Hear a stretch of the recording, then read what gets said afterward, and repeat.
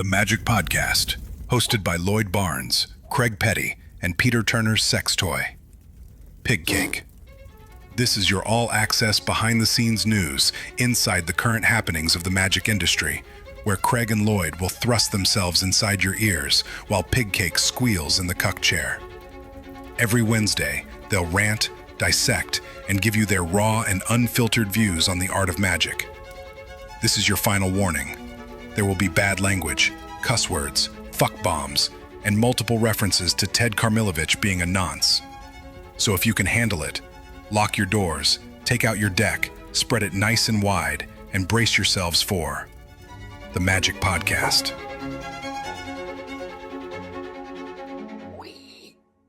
Welcome back to the Magic Podcast with me, Craig Petty, and Miami's own, the mullet-wearing, beard-fluffing, posing Pig Cake, the man, the myth, the... It's too early to do this shit. It's too early to figure out shit to say.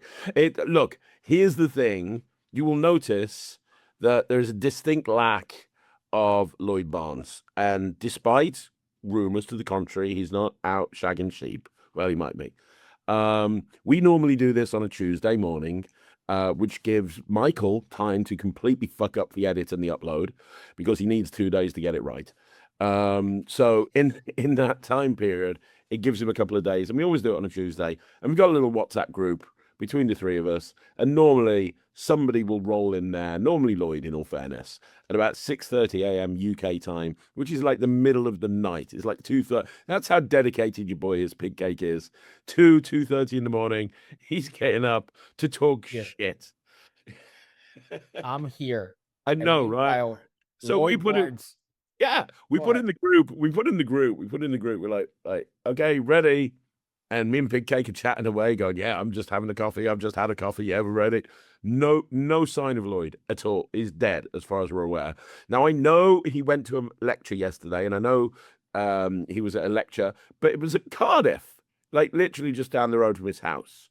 So that's like you doing a lecture in Miami. So, but I know it's a late night. I've been to Cardiff before. That's the only thing I can think of. I'm not too sure, but yeah, so we're going to play a little drinking game. Will Lloyd turn up? We said to each other on our little WhatsApp group, should we leave it till tomorrow? Should we do it tomorrow? Should we do it now? And we both agreed, let's do it now and see if Lloyd joins in halfway through. So he might do, he might not. He might just look at his phone and go, fuck that, and put his phone down. But I think that's exactly what he did. Unbelievable that now you have to have the third member. It's like, imagine the NWO. You have Scott Hall, you have Kevin Nash, and then Hulk Hogan comes in. And then imagine Kevin Nash just fucks off, right? I'm calling you Scott Hall, by the way. I'm Hulk Hogan, obviously, because yeah, that makes sense. Yeah, the metaphor I come in, oh, hey, it's Bash at the Beach. Bash at the Beach. Can you tell where I'm from? It's Batch at the Beach. I come in, right? Am I going to save Macho Man? No, I'm going to drop a fucking leg on him. And then imagine during that promo, fucking Kevin Nash just fucks off, and that's Lloyd Barnes not showing up to this podcast. Why? He's not. Because he's got a lecture. You know what? It's 2:15 in the morning over here. All right. I woke up. I'm dealing with my fur babies cleaning up their pee. All right, because their mommy's coming back from a trip, and I'm trying to make it all nice. And I'm doing all this so I could be here for the pod. And yet Lloyd Barnes is big leaguing us. Yeah, well, they make their men differently in Miami. That's all I'm saying. You're built differently. You compare Miami to where's he from? Like somewhere in South Wales. I can't remember what it's called. Porthcawl. Yeah. So the difference between Porthcawl and Miami is there's a big difference. They beat the shit out of their women there. I think that's part of their culture. Yeah. Although, yeah, it is kind of. I do have to admit that I don't make myself sound any cool right now by admitting to waking up and cleaning up pee and dealing with these, whereas the woman. Anyways, Craig, so we're here. Well, before we start, as Lloyd's not here and you are the head of transatlantic distribution for the fourth floor, You are Yeah. the man that keeps the infrastructure rolling. You're the man that keeps the whole thing rolling while he's there sitting in his man cave cooking up tricks. In his fucking jacuzzi, in his Timu LED jacuzzi. Yeah, exactly. With all that said, spill some secrets. Have you got any fourth floor secrets in that little fourth floor WhatsApp group that you can spill us? I want to know. Now he's not here. You can lay down the gossip. That's what I was going to tell you. As the holder of the logistical expert, as he put me in the fucking fourth floor website, with Tony Antonio sending me a message. Oh, does that mean that you know where the bubble wrap is? Which is kind of condescending, by the way. Thank you, Tony. Tony's still upset that I called him Tony Andreu in a video of mine from like 3 years ago. He goes, Tony Andreu? I don't watch you on fucking YouTube to be misnamed here. All right. I thought we were friends, dude. So I'm sorry. I'll never get it wrong again. I just thought, wow, Tony Antonio. There's no way that his name is literally Tony, essentially. Well, you know, when I was at school, I had a friend at school, and this is God's honest truth. So his mom and dad hated him, I think, because his first name was Lawrence, which is bad enough as it fucking is, really, to be honest. But, you know, whatever. They gave him the middle name of Lawrence. So he's Lawrence, but his surname is Lawrence. So that little fucker's name was Lawrence. I can't think of many names worse than that. You know, for a hot second, I thought you were making up a story about A fictional person, because I think we know that my name happens to be the same name twice. You know, if we look at it, I think that's something I've mentioned. Well, I thought what you were doing was a friend of mine who's kind of an asshole. One time when he was young, he told me that he put a cat in a bag and threw it in a river, which is the worst thing in the fucking planet. But he was a piece of shit growing up. And one time I saw him with a girl, right? And this girl's like, oh my God, I love cats. And I go, you know what? In front of him, by the way, I go, you know what? I had a friend who was a complete piece of shit. He put a cat in a bag and he threw it in the river. And she's like, wow, what an asshole. What a piece of shit. Cutting bag. And meanwhile, he's there. I don't mention that it's him, but he's just smirking the entire time because he knows that I'm referring to him. I thought you were doing that, but with me. Not at all. Because of my- You know, when you run an entertainment agency, Mhm. you hear some of the worst names in the world. Like, especially when people book parties for their children and they book kids' parties and you hear the kids' names because you ask when you book them in, what's the kids' names? We've had some crazy ones. So we've had 2 sets of twins, which are amazing. These are real names that parents have given their kids.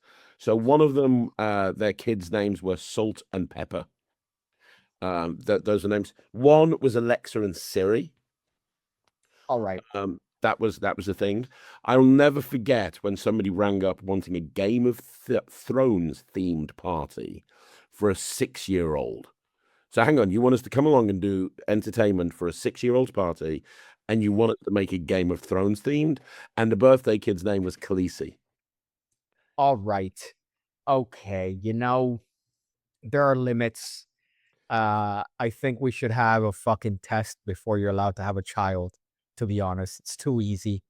We need to have some sort of like regulation. I know government's already into everything. I just paid a hefty IRS bill yesterday, but you know, there needs to be a little bit more intervention on their end to make sure that we don't have names like fucking Alexis or a Coke and Cola.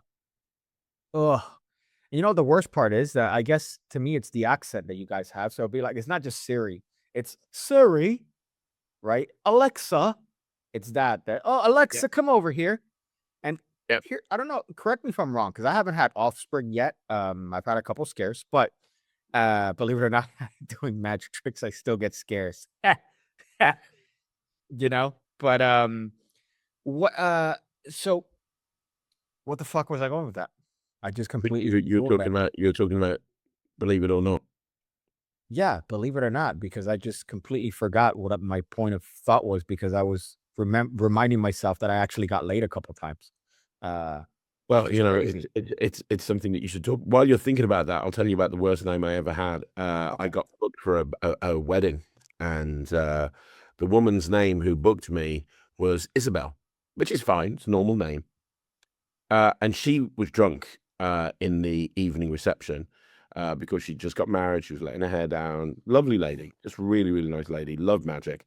And she was running around saying that she had the best name ever now because she married a Mr. Lovecock. And she was telling everyone that her name was Mrs. I Love Cock. What a fucking legend. Lovecock. Yes, an that was the guy's old-timey- name. Oh, God. I still forgot what my point of thought was about offspring. I was going to ask you something about kids and having kids. Oh, okay. Now I remember. So, at least from my time in psychology, kids don't start developing memory until about 3 months. 3 years and like 9 months. So about 4 years is when they start developing active memories that they could actually call back on in their later years, right? Okay. So until then, I think you have free reign to do anything you want and then not care because obviously, if you fucking drop them like I was, they're gonna have certain features that they remember, but they're not gonna remember shit. So if you have a birthday party for them up to 4, it's a waste of time and money. And over here we have Disney that they take them at like 3 years old, which is phenomenal because now you have to deal with a fucking wham bomb when you're trying to get, because post Disney, I'll go to Disney once every 5 years. Okay, once maybe. I haven't gone in like a while. I'm not a Disney adult by any means. I detest the notion of these morbidly obese plus size travelers, but I will go just oh wow, look, that's nice. Oh, cool. All right, whatever. Haha. That's it. Right. As a little thing, just because it's 4 hours away. But there are people that go every single week, every single weekend. They're there taking up space, breathing from their mouth, and they're with their fucking fat kids there, just fucking in a reinforced gurney for their I child. do know that there's people that move to Florida specifically because they can get a discounted season ticket pass, whatever it is. So they can literally go every single weekend. They've literally moved to Florida to be able to go to Disneyland all the time. It's like $250 a month, I think, for the base one. But the point is that they're not going to remember that. You're just doing that for you. Don't pretend like it's for your child that's 3 years old. You just want to go because you want to taste that Galaxy's Edge Star Wars fizzy fucking blue cum shot drink. I have a whole thing against I'm a proud fat phobe. I've mentioned this on my channel. I'm not doing it because, oh wow, haha, look at Piggy being edgy. No, it's for your own good. All right. It's for your benefit. I'm doing this and saying bad stuff about the fats to help you out. All right. To avoid early onset diabetes and heart issues and Disney adults. I'm a proud Disney adult hater, which I'm glad that that's when the camera freezes. The camera has frozen again. I am now looking at your beautiful face. You look like you're shocked. Yeah, And you here, know what it is? considering you're one of the top YouTubers in Magic, your streaming software goes down quite considerably a lot. I think that's part of it. When I was first starting the channel, production values became part of the actual meme of the channel itself. So people I would make fun. never got that memo. Yeah, you know what? That's the best part because I'm out here, nice camera, and then I'm out here fucking. Hi, could you throw me a view, please? Could you grab a view and throw it, sir, please? And then meanwhile, you're out here, a fraction of my subs, all right, with a white wall and an iPhone recording you, and you're out here smashing it. As a matter of fact, you just told me that you but I know it sounded very condescending because you told me, hey, I recently made a video about the subject, and then whatever, people are reacting to it well, and then you tell me about the video, and then I immediately ask you, I go, oh, did you upload it? Is it up on the channel? Like an idiot. Because I'm half fucking asleep. No, I it's don't know if 2:30 in the you morning for you, man. No, look, there's a brand in the UK and it's part of Tesco. Tesco is a chain over here, a supermarket chain. And it's a brand, it's their own brand. It's called No Frills. And it's basically white packaging, and it's their version of more expensive stuff, but really, really cheap. And the taste apparently is the same, and so on and so forth. I like to think of Magic TV as the no frills of the Magic community. People ask me all of the time. The number one question I get everywhere I go is, Have you split yourself into two? How do you upload so much stuff every single week? I see you like 10 my friend Nemid Phoenix, who's an amazing magician, I'm sure you've met him in Blackpool or whatever. He says to me quite frequently, he's like, I'm sick of seeing you. Like, I'll turn on YouTube and you're there. Like, I'll go on somebody else's YouTube channel and they're either discussing you or you're a guest on that channel. Then I'll put on the podcast and it's either you, they're talking about you, or you're a guest on that channel. Then like, I'll watch a product and it'll either be your product or be somebody else's product. And if it's somebody else's product, you probably contributed a trick to it. And then I'll look for a review and it's going to be your review. And I'll go on Facebook and it's your fucking kids. And he's like, I see you everywhere. How do you do this?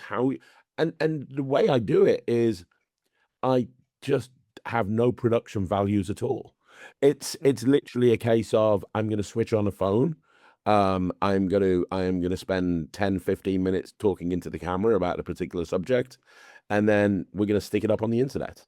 If I had to do a Lloyd Barnes or a Pig Cake, and I had to get the lighting right and get the sound right and do jump cuts and all of that shit, you'd get, with everything else that I need to do, you'd probably get one video every 6 months. So the only way that I can do it is, of course, I know how to do that. I can edit videos. Like I'm quite a good. I'm a bit of a Final Cut Pro expert, and it's not just me saying it; everyone's saying it. But thank you, Becky. But you know, but Well, like, you're no Will Tyrell. no, we did that. Yeah, that's gonna be a good link. Yes, very good. But yeah, no, but yeah, so I have no production quality at all. I am literally filming this in my kitchen. Normally I go in the office. Today I'm filming in my kitchen.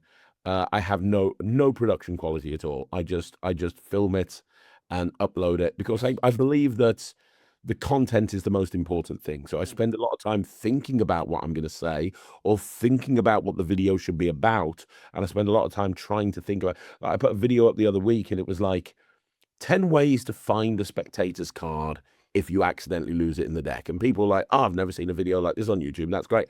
I spend a lot of the time thinking about stuff like that.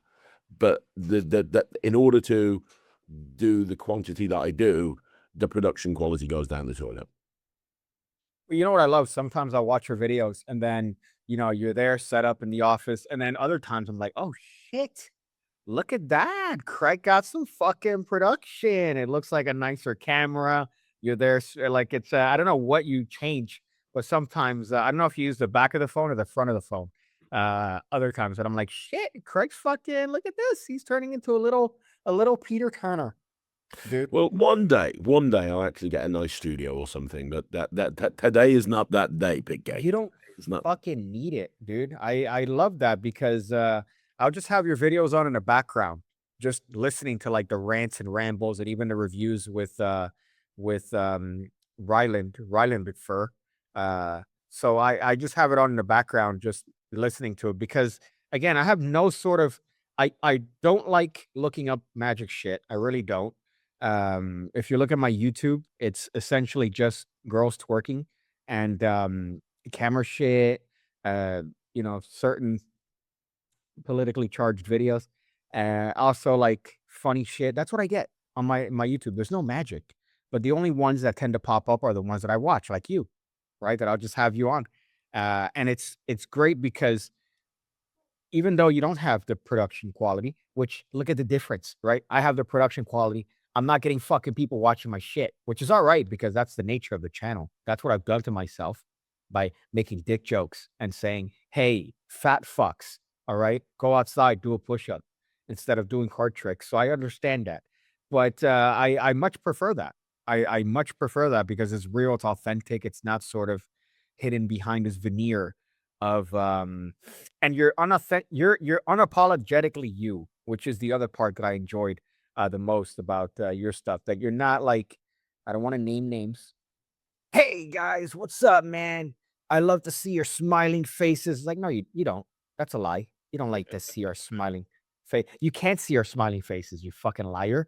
All right. Yeah. You're looking at a fucking camera that was sent to you. I'm talking about like Peter McKinnon. I love Peter McKinnon, but there's like an there's I want to see the real Peter. I don't want to see the If cancer there wasn't, sanitized. if there wasn't a Peter McKinnon, there'd be no Lloyd Barnes, because Lloyd openly says that he learned from Peter McKinnon at Illusionist.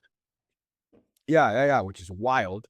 But it's a weird thing because I guess I kind of fucking suck at it. This idea of like media training, which is a buzzword I've heard as of recently, where you have to convey yourself on camera in a certain way because, let's be honest, a good vast amount of, sort of, you want to make sure that you're future proof and things you don't say and don't end up biting you in the ass, which is great for me because you could go back in videos and find every single word that's ever been created by humanity to offend somebody else at some point in one way or another. Uh, but that's the way I sort of set it up from the beginning because that's my humor in real life. So I didn't want to compromise on camera. However, what that comes with is the possibility of losing business, right? However, for you, I find that uh, you're also very sort of not edgy, but you tend to say what you feel. You Yeah. tend to say that, and it's interesting to see sort of the difference. But I guess you're not really offensive as I've been. I've been a little bit offensive. No, I try not to be. In the early days of Magic TV, I used to rant a lot about a lot of stuff, and I dialed that back for a few different reasons. But I still get kind of like passionate, I think is the word I'm looking for. I'm still not going to I'm still not going to there's not a single subject that's off the table. I'll talk about anything. Just ask Eagle Masika. I'll talk about absolutely.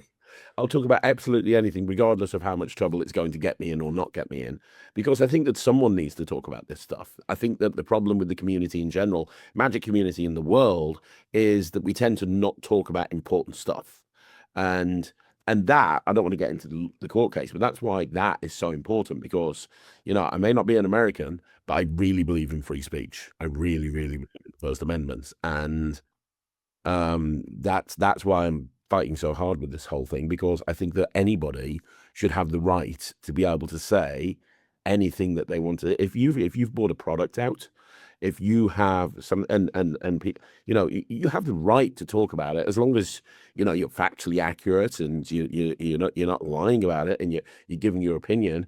Then I think that we should all be able to do that. I think it's very, very important. So, but I meet people. I've got a video planned, Big Cake, and it's all about responding to Reddit, because I went on Reddit the other day and I found quite a few threads about me, quite a few long threads about me where they were trying to analyze why people hate Craig Petty. And so many people were putting their 2 pence worth in about, this is why I think Craig Petty is hated. This is why I think Craig Petty is hated. And so I'm going to do a video soon, and I might even up the production quality and get a little thumbs up or thumbs down, like What Culture Wrestling. And I'm gonna be like, do I agree or disagree with Reddit's assumptions of me? Because some of them are on the money, and some of them they're completely, totally fucking incorrect. And we'll handle it. Looking at it now. Yeah, Yeah, man. there's a lot of the first one that I see here is, why is there Craig Petty hate? Is someone questioning, hey, why? And then somebody goes in a fucking they wrote what looks like to be I cannot imagine a human being writing this.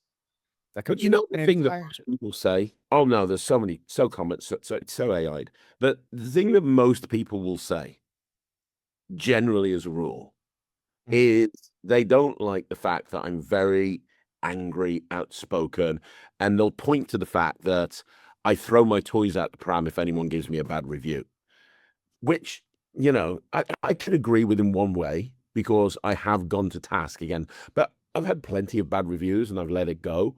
I only kind of go against it if I think that it's completely unfair and unjustified. Case in point was when the Atomic deck came out and somebody reviewed it. I can't remember who it was. I can't remember the guy's name.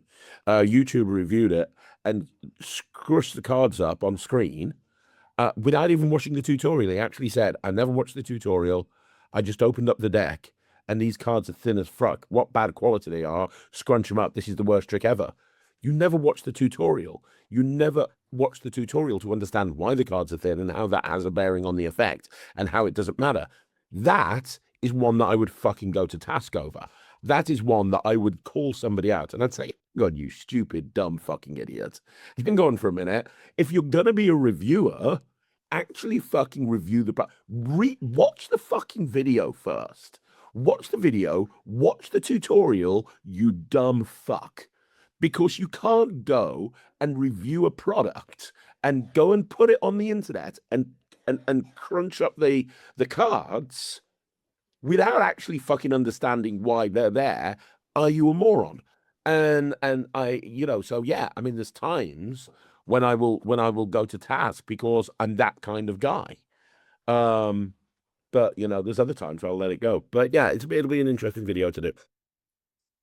I do love that though, because I find myself doing the same thing. Like I'll just fucking look up pig cake because again, despite my height, my ego makes up for the fact that my mom was not was, she's still alive. She's a wonderful man. And my mom's 4'11 and like she was 210 pounds. Now she's way less. But because of that, those genetics brought themselves upon me and made me 5'3". And but I make up for it with the ego. So I'll look through it and there's like there's like 3 positive comments and the rest are like, no, he's a fucking it's the telephone. What you get is telephone, right? Like right now I was reading a comments about you saying, oh, Craig, he fucking says F this, F that.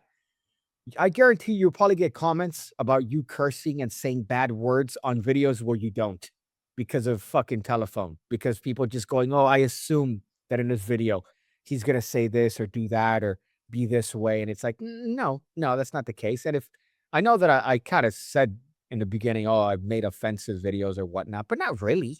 Not fucking really. Not anything that wouldn't be that would be removed on YouTube or anything that's blatantly offensive to anyone in particular. It's just edgy jokes. They're just humor. It's bits. It's byplay. But somehow that got misconstrued and stretched and fucking extrapolated to making judgments and assessments about like my character. And it's like, no, that's not the way it works, dude. These are jokes.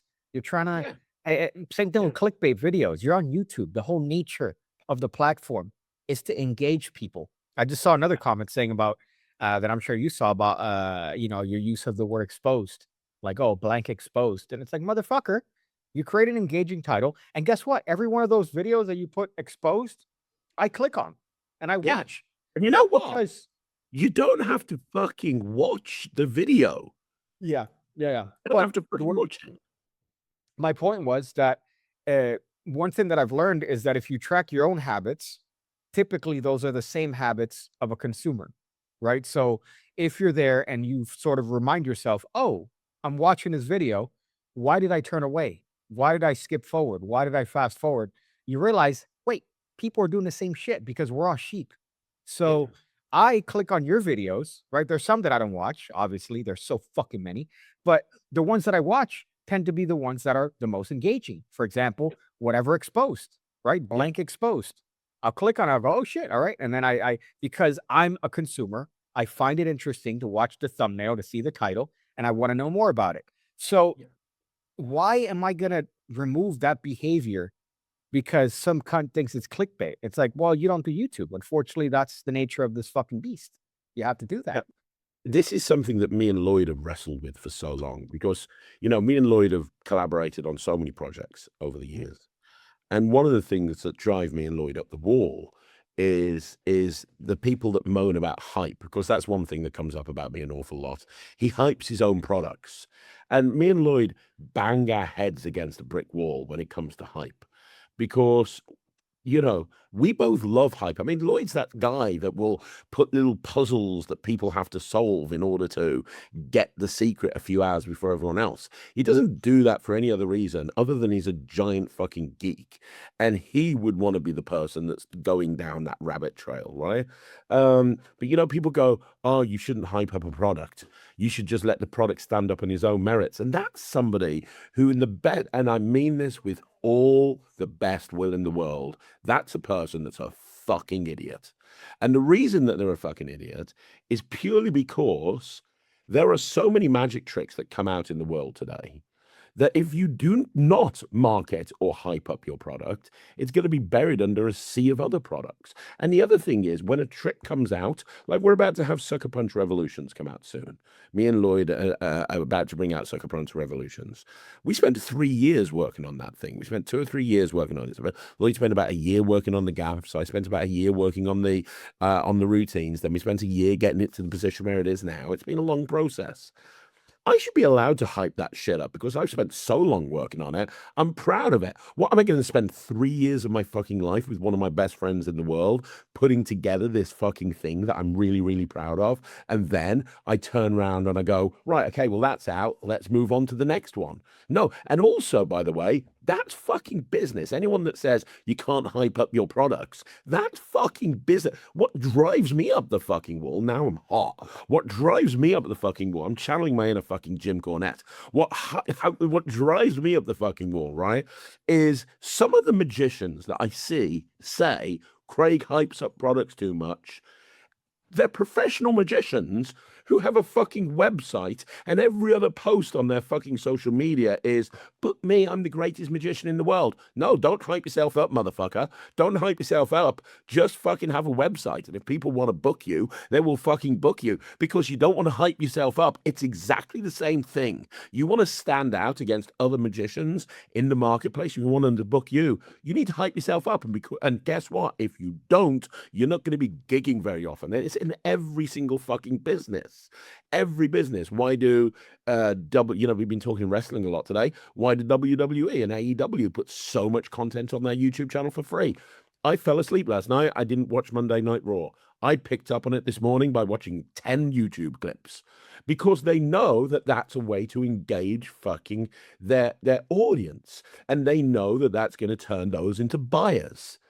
It drives me up the wall when people say don't hype products because that's how you fucking stand out. Oh, Craig, how did you become creator of the year? It's not being the best fucking creator, I'll tell you that. There's no way on God's green earth that you would put me head to head against Tobias Dostal and Tobias would lose, not in a fucking million years. But the reason I've won the award 4 years in a row, and by the way, on that same thread that you talked about, people were like, oh, well, it's because he's given the award by Penguin. Are you fucking kidding me? Penguin have banned me from being creator of the year this year. First of all, they put it up based on product sales. It's very clinical. The list that they put up is based on product sales, and then the votes are based on who votes from the community. And guess what? I win by a landslide every single year. It's not even a fucking close race. It's not even close. They actually told Eric Tate last year was campaigning against me. And they said, if it's close, we're not giving it to you because 4 times is a joke. They had no choice but to give it to me because there was nobody even anywhere near me. That's not because I'm the best. I will openly tell anyone I'm not the best creator in the world. What I am is the hardest fucking worker. What I am is I'll get up before anyone else. I'll fucking work my ass off. I'll go above and beyond, while most creators will be like, okay, I've got this trick, right? Okay, that's it. And they won't talk about it. I will hype that motherfucker to the moon and back. I will use every single resource at my disposal, whether it's Magic TV, whether it's an email list, whether it's Instagram, whatever it is. I'll use every fucking resource at my disposal to make that trick a success for 3 reasons. 1, I spent 3 years working on it, and I want people to have it. 2, I believe in it. If I didn't believe in it, it wouldn't be a product. And 3, there's a production company somewhere, whether it's Trick Trick Boom, whether it's Alakazam, whether it's Penguin, whether it's Murphy's, whatever it is. There's a production company out there that have put their faith in me. They're a business. They've spent money on getting this product to market. I owe it to them to make that trick a success. And also, I think that if you're a consumer and you buy it, it's going to be a really fucking cool trick. So don't fucking turn around to me, motherfucker, and tell me I'm not allowed to hype my own product because you are a dumb fuck. There you go. There's a Craig Petty rant. Fuck off. It's people that think that food comes from the grocery store, right? Oh no, yeah, that's where food comes from. No, mate.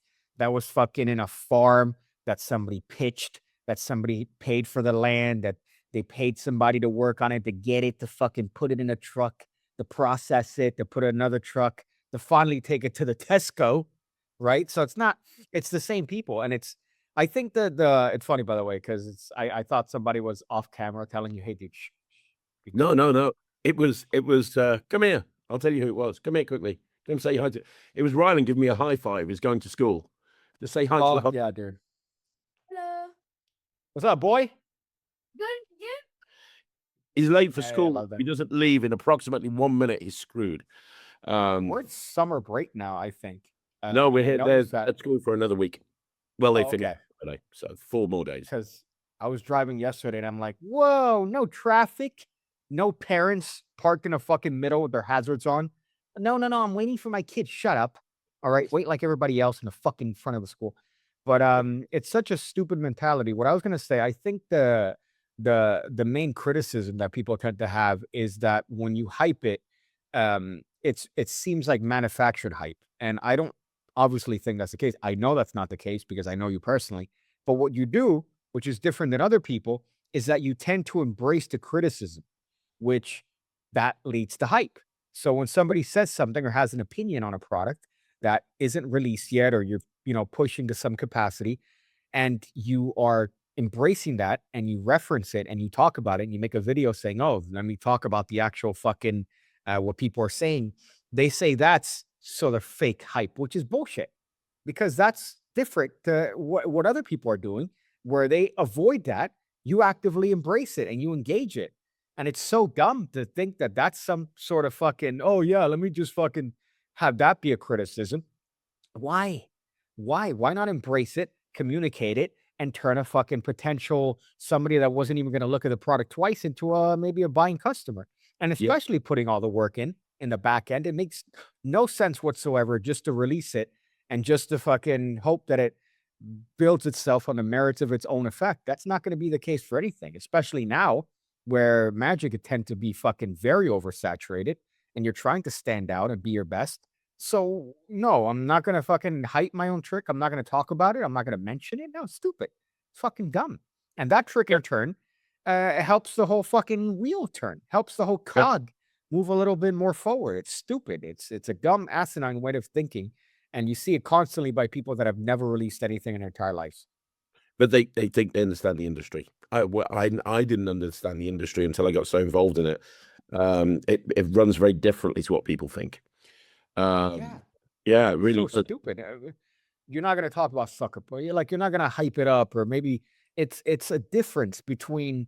And I don't think you've ever sort of manufactured sort of hype. It's always been referencing what real people are saying about it that are like either criticisms or praising, where you reference that, you argue on your behalf as the creator, and then that turns into a video that might, go off and get views in a magic community.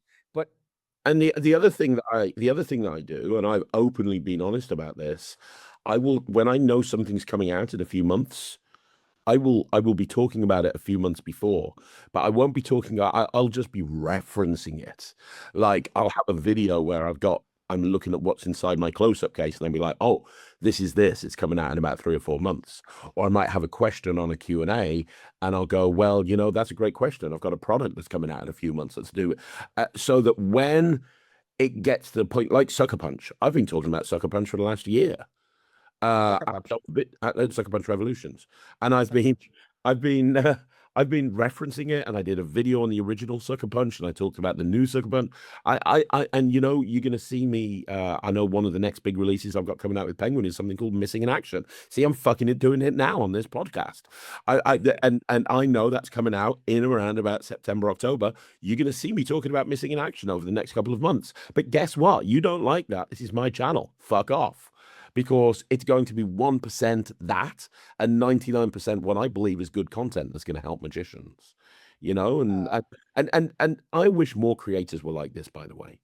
I wish more creators would actually, the problem that a lot of creators have, and I've talked about this before, Pigcake, the problem with a lot of creators, and you can get away with it if you're somebody like a Tobias Dostal or a Richard Sanders, where your name will literally sell the fucking product and you don't need to put the work in. I need to put the work in. But like, I see so many creators and they go and bring a trick out for a production company. And when they bring that trick out with that production company, they don't do fucking jack shit. They do nothing. They don't talk about it on their social media. They don't reference it. They don't engage with the post, and because they believe that that production company should be making them famous. I've seen so many creators that have that attitude. Oh, I'm releasing this through this company, and they think, oh, I'm only getting a small royalty, or I've been given a buyout. They're getting the majority of the money, and the reason for that is because they are going to make me famous. No, the reason they're getting the majority of the money is because they're the motherfuckers that have taken the risk. They don't know if this trick is going to be a success or not. They've had to shell out on research and development. They've had to shell out on packaging. They've had to shell out on getting units made. They've had to put a lot of money into it before 1 cent comes into their hand. They're taking the risk, and because of that, even though you're the creator, you're getting a very small part of that. And a lot of the time, money's going to go to Murphy's, money's going to go here, money's going to go there. If they've got an online shop, they've got fees. If they've got a brick and mortar shop, they've even got even more fees. My attitude, but that's what a lot of creators think. I'm gonna have them make me famous. My attitude when I'm working with any production company is, you do you. I'm going to put 100% of my effort into making this a success, because I want people to know about this. I don't want other people. That's why those exposed videos exist. They exist because I believe in everything that I've bought out. And I genuinely believe that if people see how the trick works beyond the trailer, and they see a breakdown of how it works, they will be more inclined to buy it, because I believe in that trick and I believe in the method, and I think the magicians will find value in it. That's why I do the exposed videos. That's why I do everything, because I want to try and make this trick a success. Because if I make the trick a success, it's good for me, it's good for the production company, it's good for everybody. They'll want to work with me again because I've been easy to work with and I've helped them. And if I could give one piece of advice to creators, it's pull your finger out your ass, stop being such a prima donna, and actually roll your sleeves up and try and actually help that company that you're working with to market and hype, ooh, dirty word, hype the trick that you've spent the last few years working on. If it's as good as you say in the trailer, oh, I've spent half of my life working on this plot, and after 25 years, now is the time for me to release this to the magic community. This is the thing that people are going to remember from me all forever, but I'm not prepared to fucking talk about it or do anything about it. I'm going to leave that up to fucking Illusionist or Trick Boom, wherever the fucking case is. No. Fucking go and hype the shit out of the trick for them, because that's how magic becomes more successful, I believe. You're absolutely right. You're 100% right, and I think that well, you got to realize that magicians, by their very nature, are very fickle and weird and awkward creatures, right? If you study them, like your Steve Irwin, you're gonna notice all these patterns of them. That's very similar to a fucking turtle. That anytime there's any sort of criticism, they fucking hide. So I think they're sort of afraid of that potential, because you're hiding behind what is, a company. Typically, when you're coming out with this, or coming out with any sort of effect, and you're hiding behind that. So to step out in the open and just, willingly allow yourself to have that criticism and also have, potential adulation. It's very nerve wracking, or it could be nerve wracking. But I think it's a nature of putting out a fucking product. You're putting it out. You're gonna have people that don't like it. You're gonna have people that love it. So you're gonna have to embrace both. You're gonna have to, deal with the criticisms accordingly, and fucking argue on that behalf. What I was gonna tell you, which is one of my favorite videos, is the old Wizard product review, where you take a shot every time you say chopped. That he just had a counter, which is phenomenal, Yeah. because it's like, yeah, like in Chopped. Chopped is great because when you could borrow any cup, anytime, anywhere. You could just fucking get the sharp chopped, chop.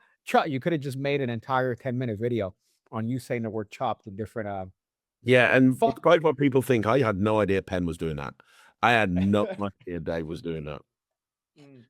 You know, Yeah, I spoke to Dave. Here's a scoop for the podcast. I don't know if it's going to happen, but I was on the phone to Dave Penn the other day.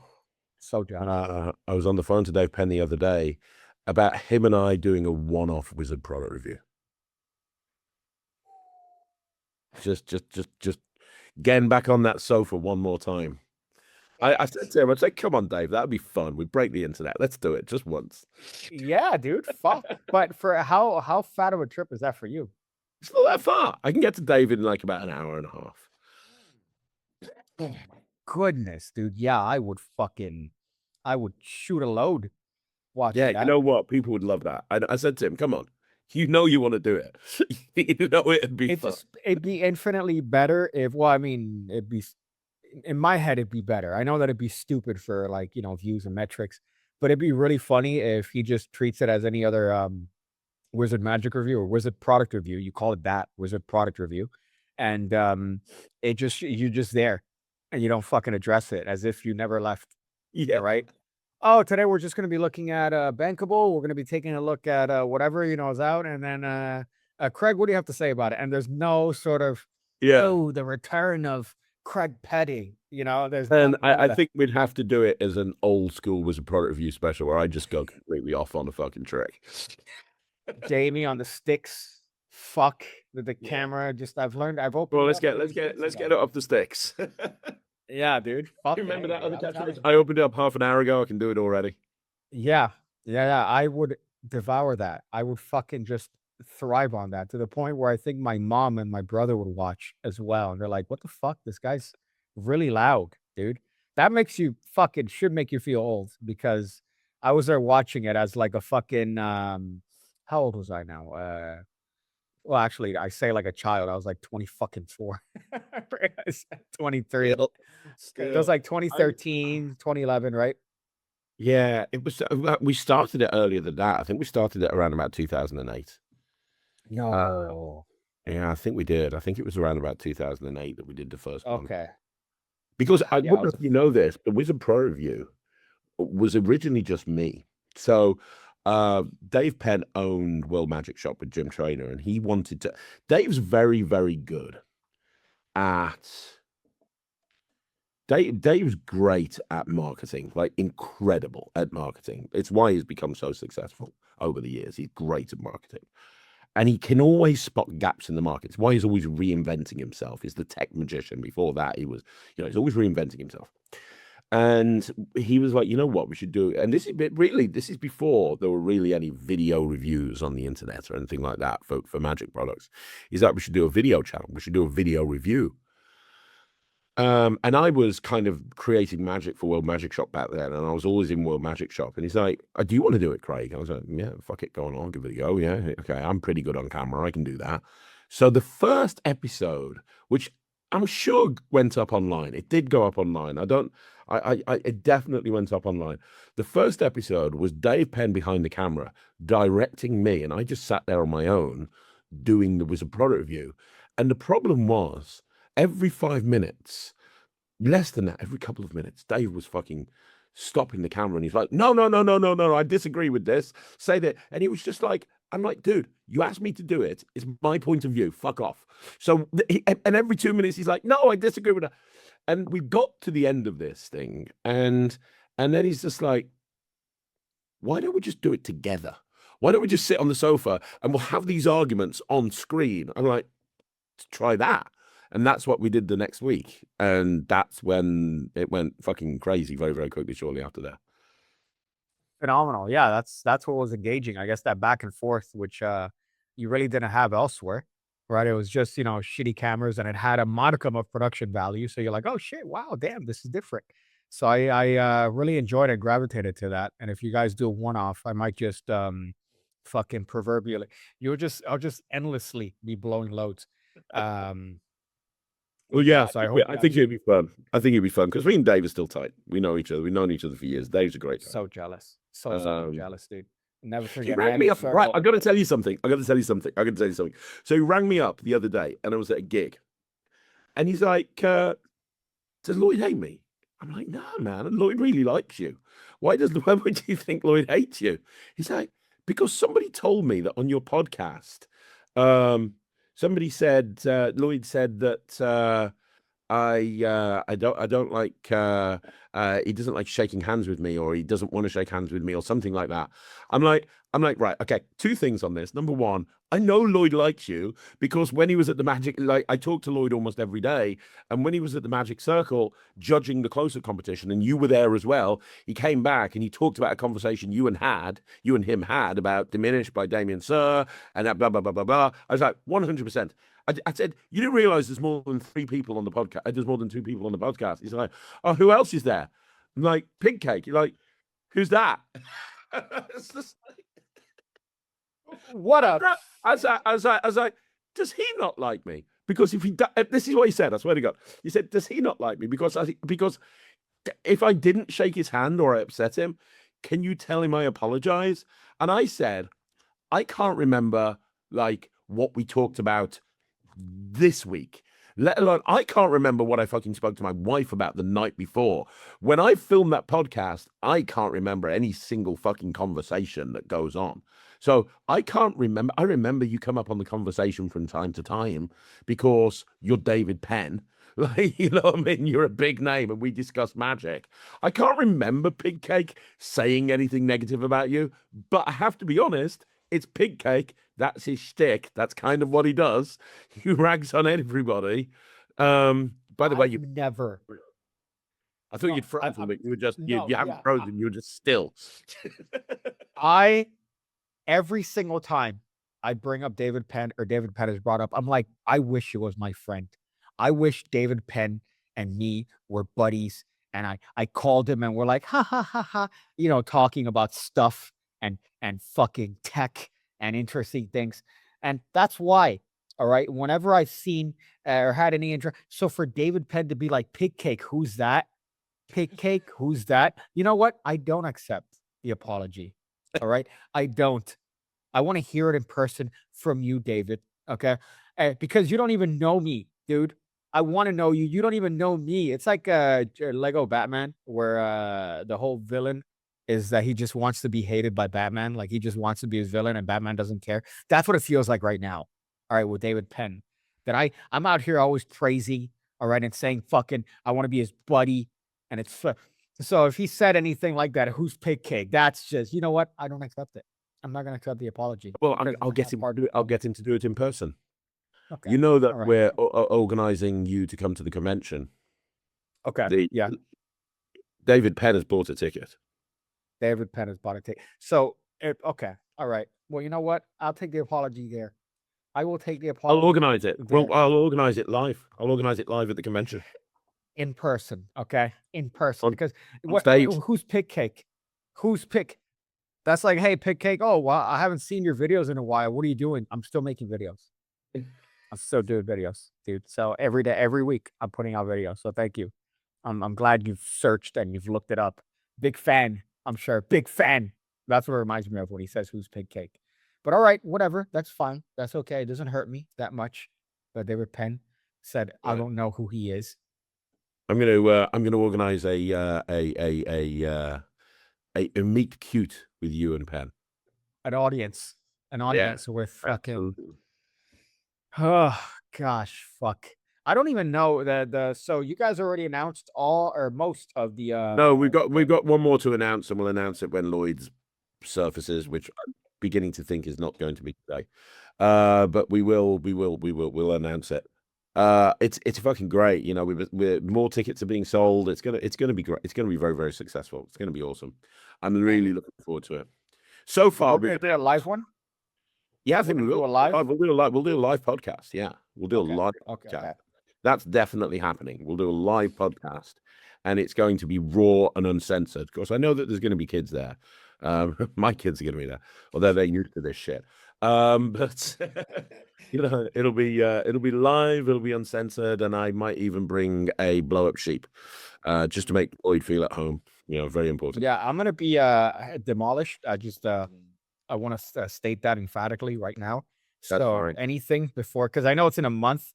So what I want is I want a sober receipt of me right now saying I will be hammered, right? I will be trashed, especially if it's at the Rugely Rose, whatever the fuck it's called.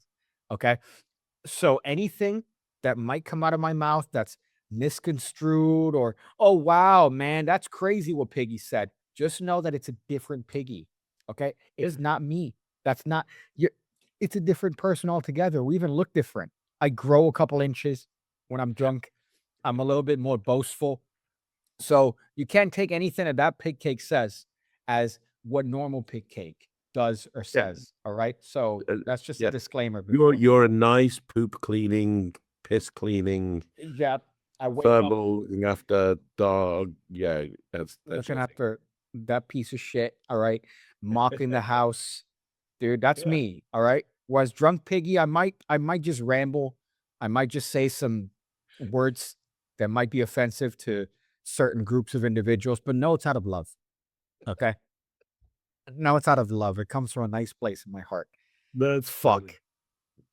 So, Craig, I teased a little thing that we're gonna talk Yes, about. we want to talk about Penguin Magic. Before we do, I posted a video yesterday about Penguin Magic because so many people asked me to talk about this, and it's definitely something we can talk about on the podcast as well.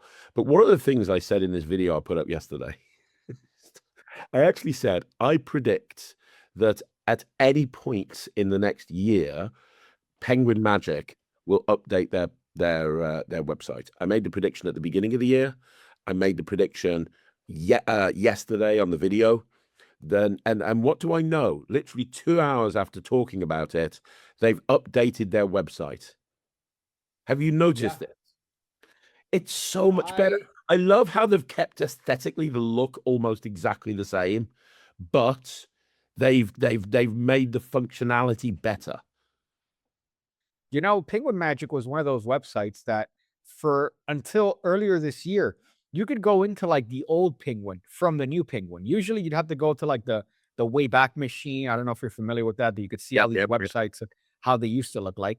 Funnily enough, I did that to look up Brad Christian, his reference to the show that he was on, because I said that he was on Days of Our Lives, and no, he was on a show called As the World Turns, as a gambler named Clinton, right? So I saw that from his bio on the old website of Illusionist, and I still haven't found the clip, by the way. I've searched for days for Brad Christian on a fucking soap opera, and I can't find it. So, well, you know, I know that the guy doesn't want us to talk about it, so we'll respect that. However, he's not the only person that's high up in Illusionist that has been on a TV show in the past that he desperately doesn't want people to know about. that's true, but he didn't put it in his bio, you know? I mean, that's sad. That's true. It was just found through other means, which I would embrace that, by the way. I would embrace that because it's. Oh, so would I. I remember the first time I saw it, I'm like, what the fuck am I watching? What in the hell am I watching here? I've also referenced it many times on a podcast, by the way. Yeah, you know, if I were him, I would fucking premiere that on fucking Illusionist. I would just tell everybody. Here I am. This is what I used to be. I love that we're dancing around it. We're not saying what it is. I know. Look, I would love nothing more than to fucking tell everybody about it, but I don't know. I mean, he's worked so hard. Well, no. I thought you were. No, I'm not showing what it is. I'm actually scrolling through the Penguin website because my point was a very long ramble or a very long-winded way of saying that on the older Penguin website, you could fucking go through it and find elements from like fucking when Oz Perlman was there. Oh, Trick Builder, Act Build, all these other things that are like antiquated as shit. So it's absolutely wild to see them finally updating the fucking website to 2020 fucking 6. And it just does look good. It does look good.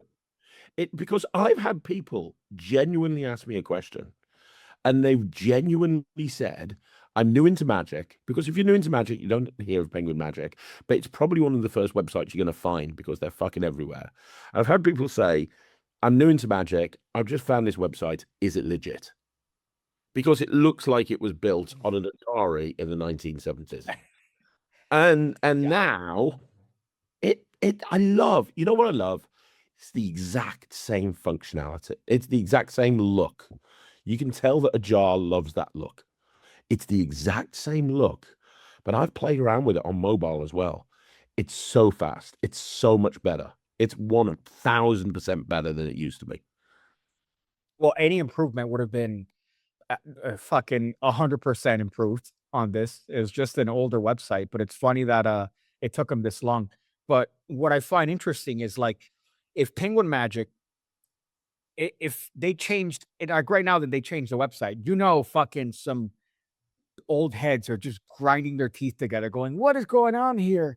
What's happening?" It's the same thing with the Magic Cafe. If the Magic Cafe does anything to improve the functionality of the forum, you will have a group of pitchfork virgins just up in arms at Steve Brooks's house, just going, "Why'd you change it?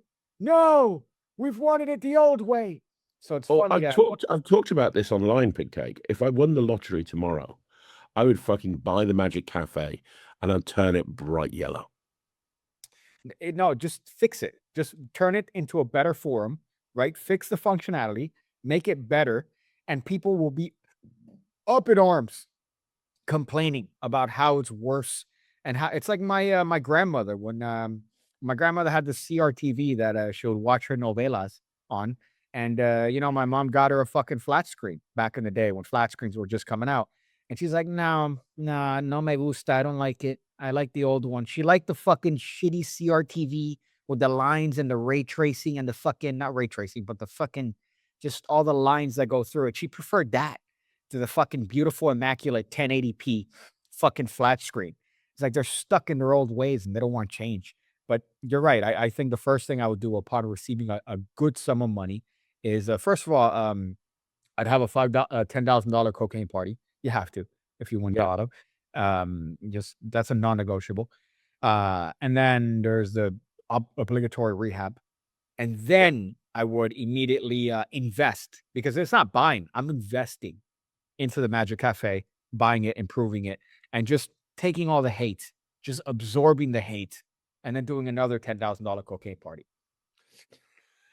Oh, Just being able to actually make it so that people can still register a fucking account and have it like indexed on Google would be a good fucking start.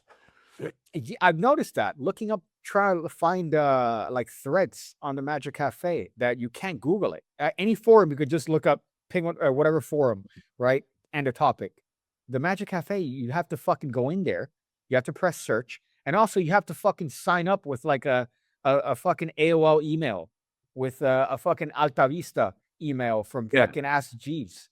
Yeah, it's insane. It's insane. You can't. And it's true. I'm going to try now. If you just type in Magic Cafe, I don't know, repo.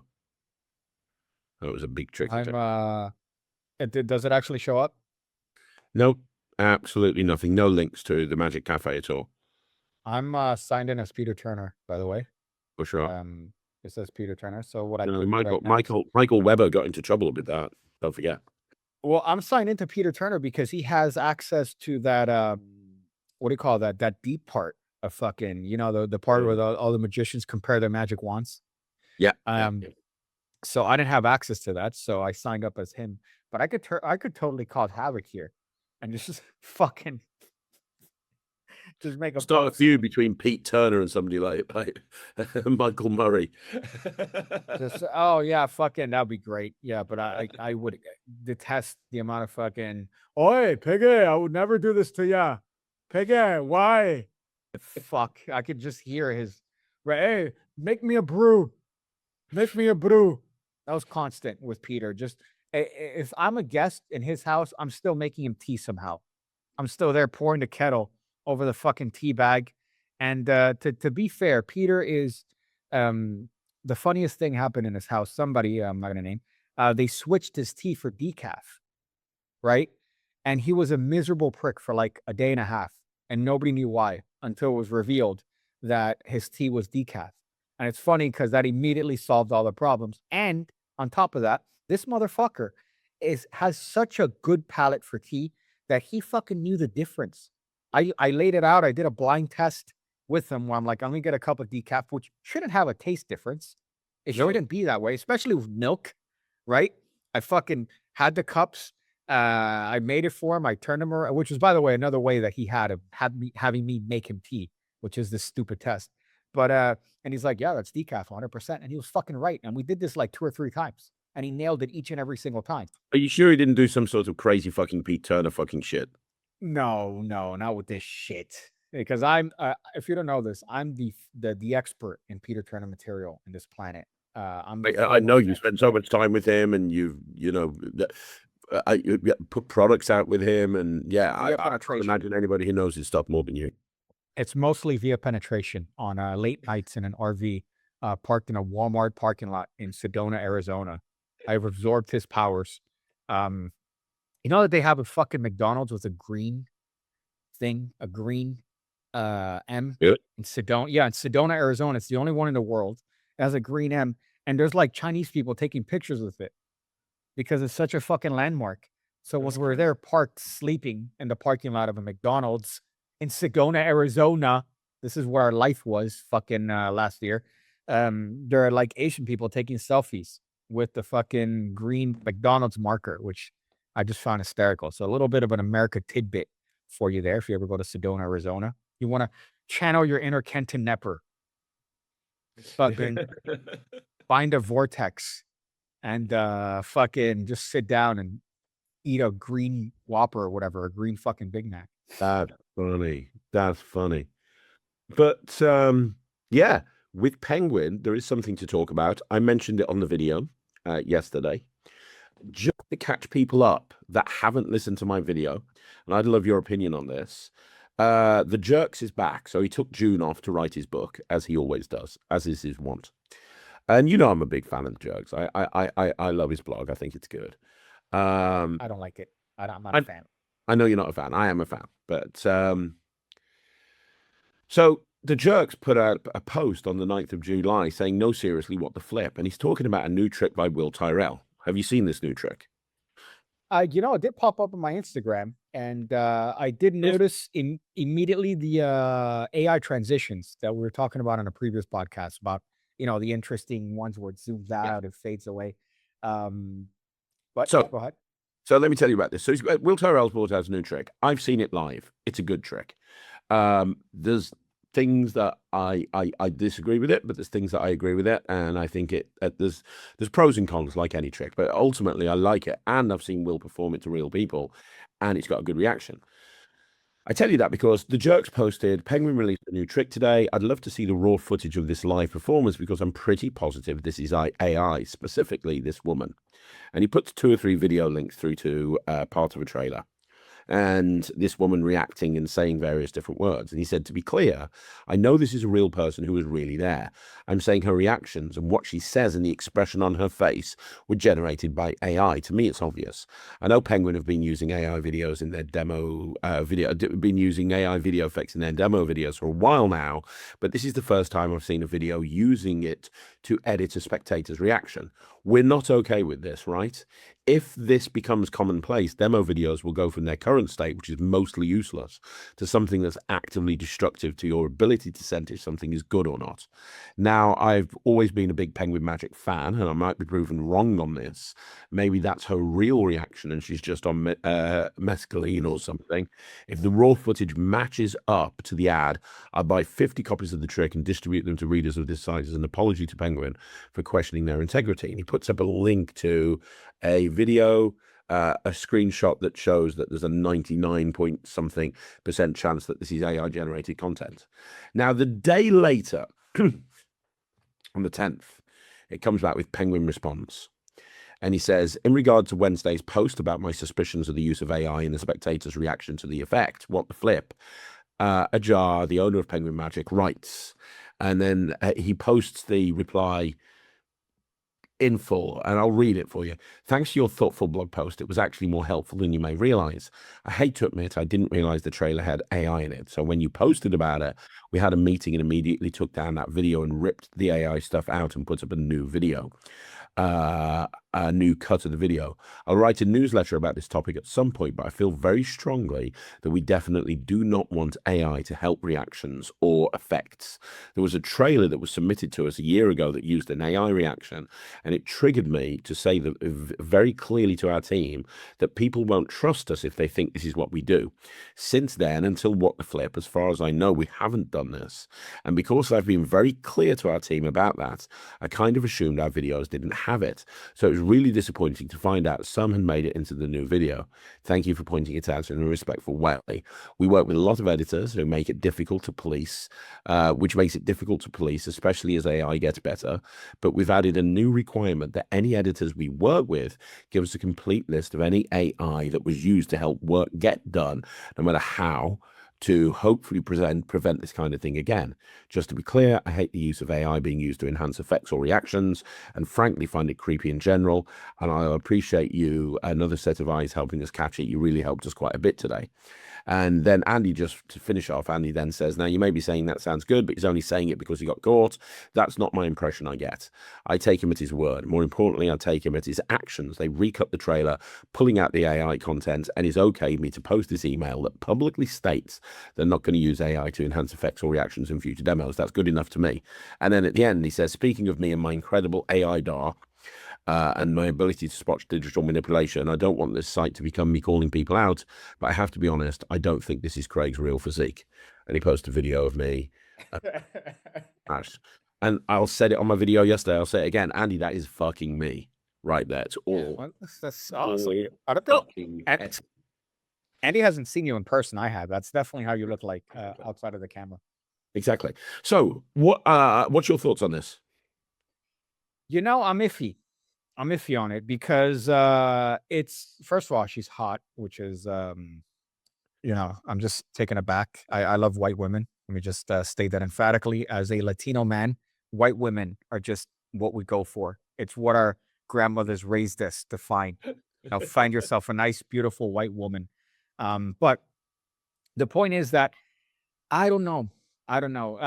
It's not it. Yeah, it is shitty.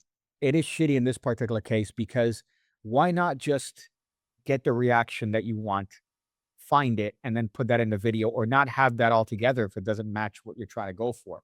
There's no need to like manipulate her face, manipulate what she's saying. Just on that, I'll say one thing. Mhm. I have seen Will perform this at Pins. When I was there on my last trip, he was performing this. I saw some fucking insane reactions. This gets great reactions. Will's a good performer. And on the new cut, it's not AI at all, and there's loads of crazy reactions. I don't think it was done because they didn't have the right reactions. Because if that's not the case, they wouldn't be able to turn a new cut round in 24 hours. It's the fit the narrative. They had a narrative structure when it came to the trailer. And I think he made an editing decision to go, you know what? I think this would be better here. It's a better beat to add this person and this reaction, which is completely understandable because I've been in a situation many times editing videos that I personally shot. And I'm like, man, fuck. If only this happened. If only I did this, right? Now, here's a caveat though. What's the difference between that and cutting your trailer? You're not going to cut a trailer with sort of the bad. You're only cutting and showing the good, right? And in any product, in any situation, there will be bad. There will be reactions that aren't great, and you're cutting them out, right? So is that also disingenuous because you're not showing everybody's true reactions to the trick? So in this case, he's enhancing somebody's facial features. He's added in some text, but I don't know. There's two sides of it, and I think it depends entirely on the context. For this, it makes no sense whatsoever because if you already have a lot of stuff on the cutting room floor that would enhance it and already make it bolster it without the need to have it done artificially, why do it? If you already have a structure to the edit and you needed to have this beat and you want to make sure, then yeah, I understand it. But there's no need in this case, I think, to do that, especially if you have a lot of content and a lot of footage already. However, if you are trying to convey a narrative, for example, in a video, and you need to maybe add in an element that you didn't shoot or you missed, or somehow maybe there was something that happened with the camera, whether that's, you know, an audio issue or maybe something that took place, and you need to add it in, I don't see anything wrong with using AI for that, to generate that. But in this case, I just think it's completely avoidable.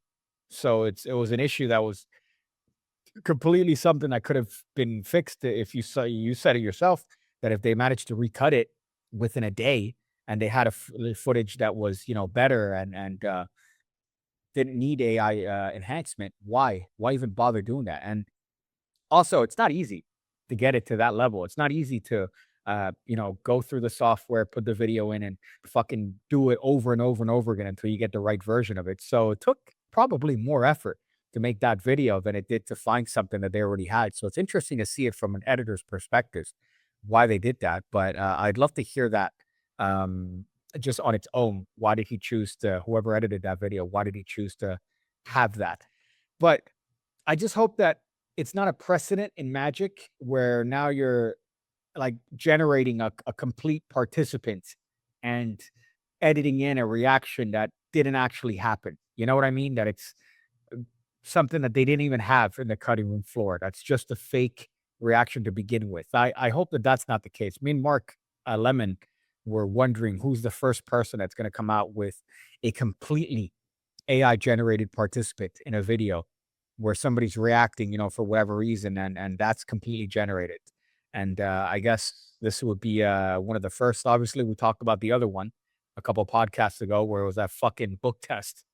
That was like some fucking bird in a balcony in a fucking Possibly the worst thing I've ever seen in my life. That Magic thing was just dreadful.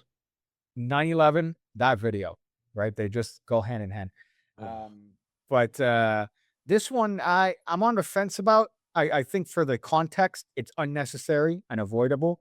I could see where it could be helpful, when it comes to maybe enhancing certain features of a video using AI, especially in the trailer, and maybe extending somebody's reaction a little bit more just to match the music. That might be something that tends to happen a lot because typically you're editing to music. You want to make sure that when the beat drops, that's when you're chopping and just little basic things. So I understand that, but this one, I hate to have to agree with Andy, who completely ignored my existence on his podcast, which is why I don't like him. So I hate to agree with him, but I think in this case, it's also great to see the reaction from Penguin, which wasn't to sweep it under the books, which wasn't traditionally what other Magic companies have done when it comes to any sort of controversy. I know, I think Vanishing maybe had one with Kristen Grace. Remember with that switch, that the switch seemed like a gimmick. I think it was called Switch One. Yeah. Remember that? Yeah. It seemed like a gimmick. And I do remember seeing it on, I think I even went to the Wayback Machine to reference that again, and did go to the original version of the website that did make it seem like you were getting a gimmick that was more than just an index. If you remember that controversy, they made it their ad copy that what you were getting was in fact a gimmick that facilitated the switch as well as an index. And then they edited that to just say, oh no, what you're getting is an index and Christian Grace's beautiful switch, which I don't understand why play that up, because the switch itself, you don't need fucking gimmicks, and it looks like a gimmick. It looks like something is doing a switch for you, but it's just Christian Grace being an absolute genius. So I remember there was some controversy there, and it's wholly avoidable. So they really didn't call attention to it, whereas Penguin said, no, I'm gonna fucking call attention to it. You can repost this on your blog, and we're gonna take actions to fix it. Great on their end. Yeah. I as a business owner, I can only imagine when Ajar found out about that, he'd be like, what the fuck? Fuck. And within 24 hours, shit was handled. He dealt with the jerks. He replied back. He said, hey, you can use this. He communicated to the Magic community. He pulled a demo. He got a new demo up. Talking about handling your business. That is, I said this on my video yesterday. Everyone fucks up. Everybody fucks up. And as technology improves, we're going to see more stuff like this. It was only a few weeks ago when Murphy's Magic were in hot water with AI because they got AI to write ad copy for a new trick by John Carey, I think, I can't remember. And AI wrote a fucking fake review from Ben Earl about this trick that never fucking existed. And the ad copy went up online without anyone checking it. And Ben Earl was like, I didn't fucking say that. The Ben Earl of all people. Some people would have just, if somebody had put a quote from me, unless it was a shit product, I get so many people asking me for quotes, and I look at so much stuff. I might have gone, I don't remember, but I'm not going to fucking moan about it. Ben Earl is the worst fucking name AI could have come up with that one. He's not gonna, because he never gives a fucking quote to anybody about anything. And he went really through the roof. The Jerk spoke about it. It became a big thing, and you see that. I mean, look, Murphy's, the largest magic wholesaler in the world, Penguin, the largest magic shop in the world. Both of those guys are obviously going to be at the forefront of modern technology. They're going to be embracing AI as a tool, because that's what it is. It is a tool. It's a utility thing that, it's not going to go away. Despite how many people want it to go away, it's not going to go away. So it's about figuring out a way of using it correctly and using it in the right way. And I think while people are figuring this out, I think there is going to be an element of overzealousness, and people, especially when you've got a team of people under you. As a business owner, I can't control everything. I have people that work underneath me, and I have to just know that they're going to do their job right. And things fuck up sometimes when it's not you. It's your business. You're accountable for everything, and you're relying on other people. Especially a lot of Penguin employs a lot of people. Somebody might fuck up at some point, but it's on you as the owner of the business to deal with it.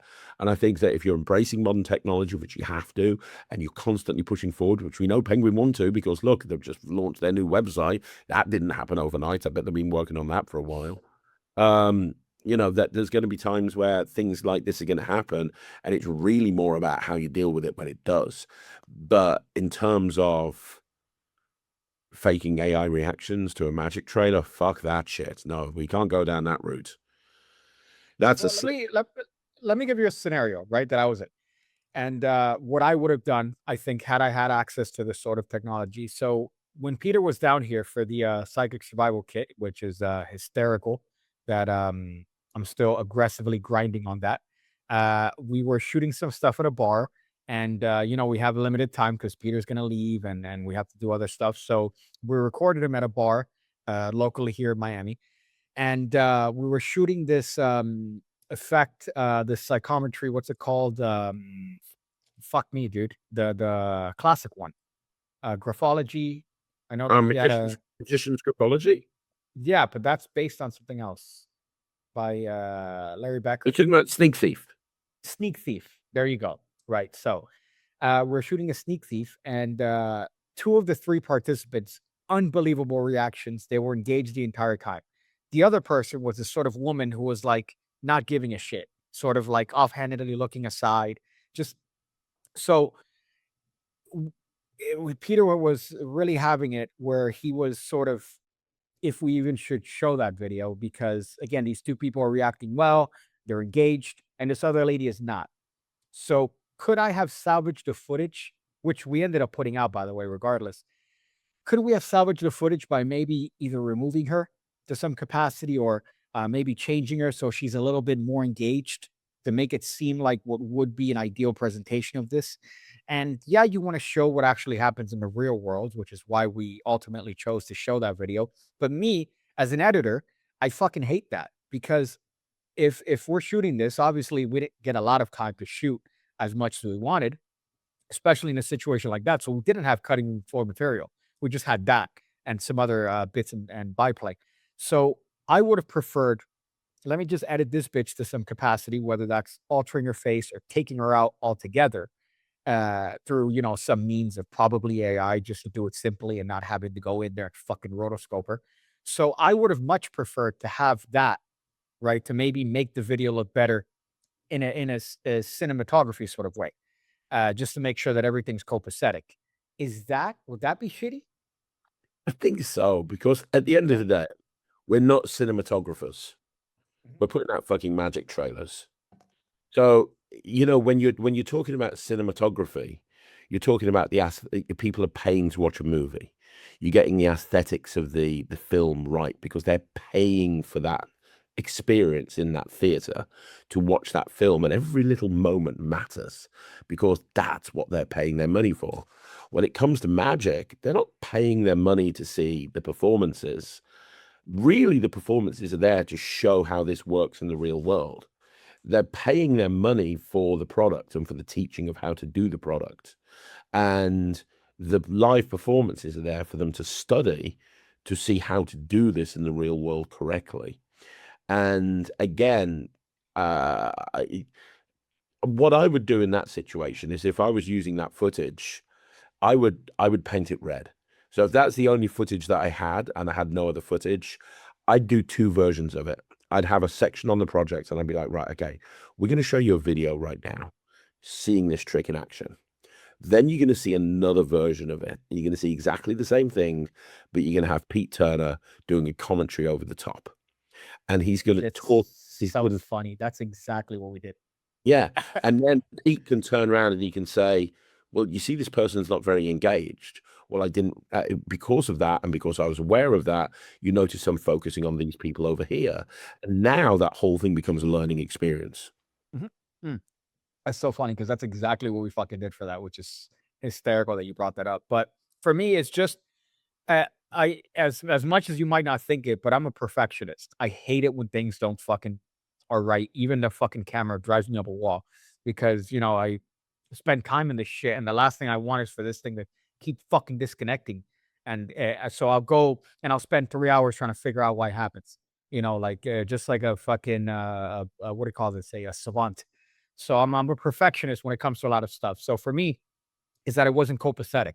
So I want to make it so that it's fucking copacetic. So it's just an editing thing. I don't care about the magic. I just wanted it to look good, right? For that, which is why I would consider it. I didn't do it, but which is why I would consider it. Now, the context is also very important. The context be it is a magic video.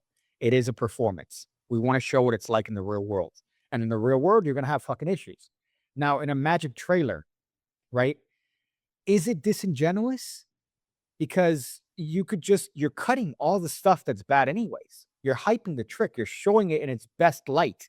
You're ignoring all the downsides, which exist in every trick. Any trick that you come out with, there's going to be downsides. Even if it's a perfect, immaculate trick, you're going to have a situation where it's not going to necessarily hit as hard. You're going to have, maybe it might require a table. Maybe it might require you to have something on you or to be wearing something. So there's going to be something that's going to be imperfect about the trick, but you're trying to show it in the best light possible in hopes that people buy it.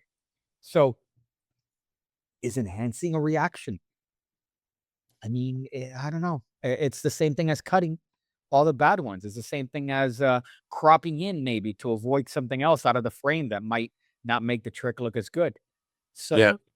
to me, it's another tool, but I think its overuse and its overt use is kind of fucked. And in this way, especially when you have existing footage, I think it was avoidable and unnecessary. But I can't say that it's something that I would say no to altogether and avoid like it's a black cape, because I do think that in the right context, even in a magic trailer, it does have a place. That's my controversial take on it. I do think that having an enhancement or adding in something that could add to the narrative might be something that is necessary, even if it's using AI.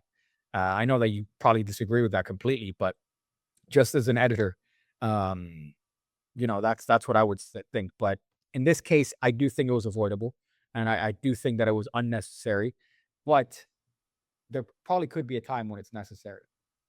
You see, that's where I'm going to disagree. I don't think there's ever a time it's necessary, because if we're because right in the actual tutorial, it doesn't matter at all, because they bought the trick then, right? They bought the trick, that they get to see it warts and all. Brilliant, right? And I think it can be a good learning experience.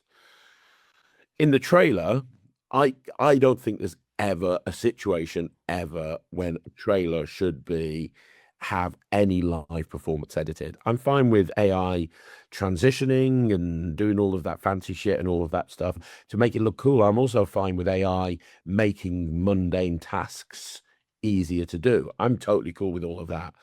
But I can't see a way that in a trailer with live performance that should ever be edited, because we have to be honest on a trailer, and the way we're honest is by saying, and I'm a big believer in going and doing live performances. So many fucking tricks that come out do not have live performances. Yeah, and I just know, and I know this because I fucking review everything, and the amount of shit that comes out, like this bag of fucking wank, crazy.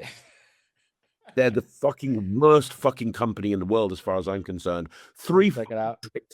Three tricks of theirs, craziest. Three tricks came out at the same time. They're all in the same stupid little packages, and they're all of them are shit with like a 5-minute tutorial, not explaining how to do the trick. Well, it explains technically how to do the trick, but not how to actually get into it, how to get into the position, how to none of that. No, none of it. And there's no live performance. I guarantee you, whoever's behind Craziest, they fucking had a brain fart, woke up with the oh, I've just come up with the 3 worst fucking tricks in the entire history of magic. What shall I do? I know. Let's put a fucking tutorial together that's 6 minutes long and sell them to Murphy's, because they'll buy any old shit. And then we'll just get that sent out to magic shops, and poor fucking unsuspecting magicians will buy fucking Craziest fucking diarrhea fucking products. I say, Yeah, I'm looking at it. I'm looking at it right now. It's a very awkwardly shot, where the focus is on this guy's crotch, and it's sort of obvious that it's like rehearsed, with the person, because she takes out the sticker very fast. Like this is the 8th take. A very interesting effect though, that the stickers sort of come together. Although it is kind of, it is weird. Oh, the stickers are stuck together. So it merges both stickers together that are signed. they're terrible. It's a terrible method. Really? Watch my review when it comes out. Hold up. Okay, so is he signing this? Am I misremembering this? No, it's not signed by 2 spectators, not at all. And you can't even. No, it's not. You can't even get the spectator to fucking sign it. You have to put their initials on, and one of them has to be your initials. Yeah, okay. I could see it now. So I thought that both of them were her initials. That would have been a very interesting effect.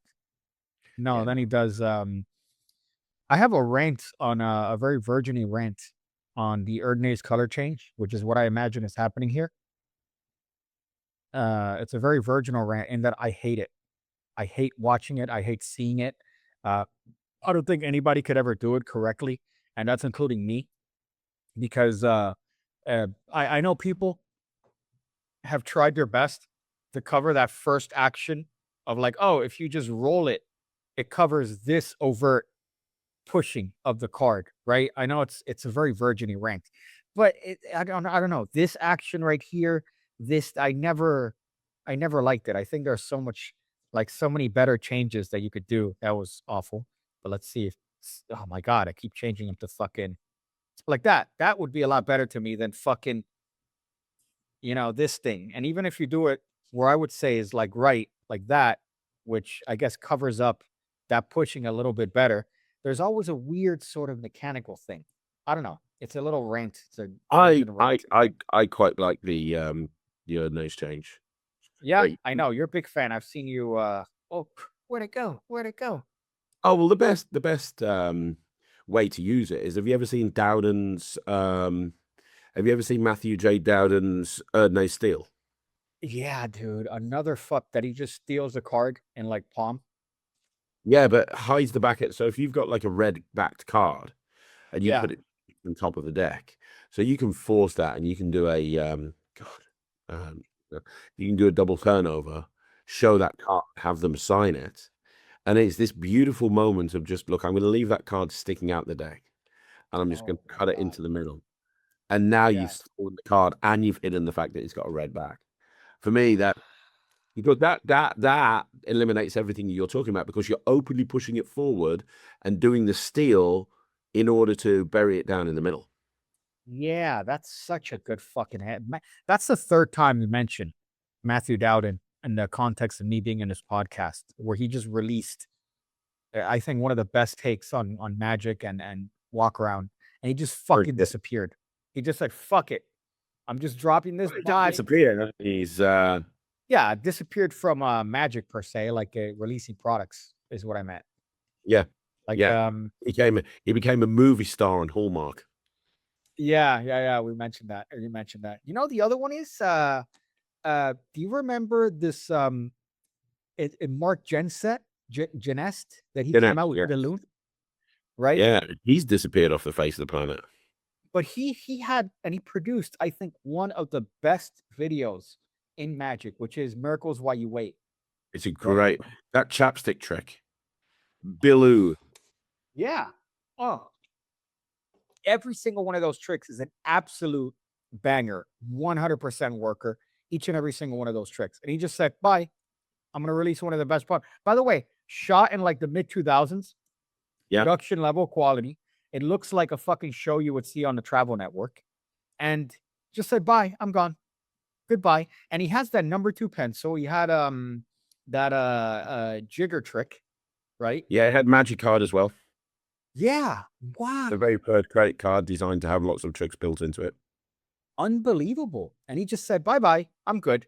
I dropped the biggest, the best workers in that fucking thing solves so many issues with the cups and balls because it's a wonderful thing. It has a logical built-in premise where you're producing things that have to do with drinks, right? The cork, it produces 2 corks. It's using an olive, I believe, for a martini. Beautiful trick. Balloon is wonderful. A signed bill in a fucking balloon. You know, it's amazing. It's fucking incredible. There's so much more you can do with it. We lost somebody like Mark Genest who disappeared into God knows where, but we got to keep. You are now the host. I'm now the host. Where did it go? Where did it go? Let's see what Craig says. Craig says, keep talking, Wi-Fi down. Keep talking. So now I have to keep the attention. How is this recording though? That doesn't make any sense whatsoever that I'm still on this, even though it's technically Craig's host. But whatever. We'll turn this into the Pig Cake podcast now. What do I talk about typically on my podcast? Disney adults, fat people. I guess maybe I should continue the topic that I was getting off on, which is these wonderful, absolute, like just unbelievable creators that disappear from Magic. I guess because they realize the Magic industry is very fickle and just full of shit. So they say, let me just drop my bomb and leave, like Matthew J. Dowden. That if you haven't checked out that Party Animal tape, it has such amazing quality tricks. Each and every single one of those tricks is a banger. Same thing with Miracles While You Wait. It's an old one now, but everything is great from that product. It's the first time I ever saw somebody use a piece of balloon as a gimmick to make it seem like something appeared inside of the balloon. I know it's an old concept, but to bring it close up with a signed bill that makes logical sense, that's a funny premise. He ties it in with his number 2 pencil, which is another marketed item that Jeunesse brought out, which is another logical thing where you have the number 2 on a pencil and you move it up and down, you change it, it disappears, it goes down the length of the pencil. And you're doing that as the sort of in between. And then you manage to use the pencil to pop the balloon where the bill comes out of, the bill that they signed with the pencil. It's logical magic. And he just disappeared, which is the funniest part because you wonder where they went. But I'm trying to think of other products that are similar where a magician just comes in, drops a nuclear bomb, and then I guess changes the industry because they come out with such good products. And then they just leave. They say, bye-bye. Bye-bye. I'm good. Now Craig's back. What is the fucking English Wi-Fi you guys have? I don't know what the hell happened there. This is so weird. Were you just talking to yourself? Yeah, I went on a racially charged rant. I see us. Michael's gonna have to edit that. No, I talked a little bit more about Party Animal and that Miracles While You Wait. That it's such a underground trick now because it came out forever, underground project that it came out forever ago, and it's weird to see magicians come in, drop a bomb, and then leave. Yes, it is. It definitely is, and they definitely did do that. You know, Did you think of anyone else?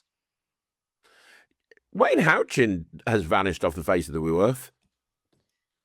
I think he's still performing, but yeah, that series that he had absolute just game-changing tricks that he just released in the mat. That one needle, I think is one of the best ways to perform the classic thread.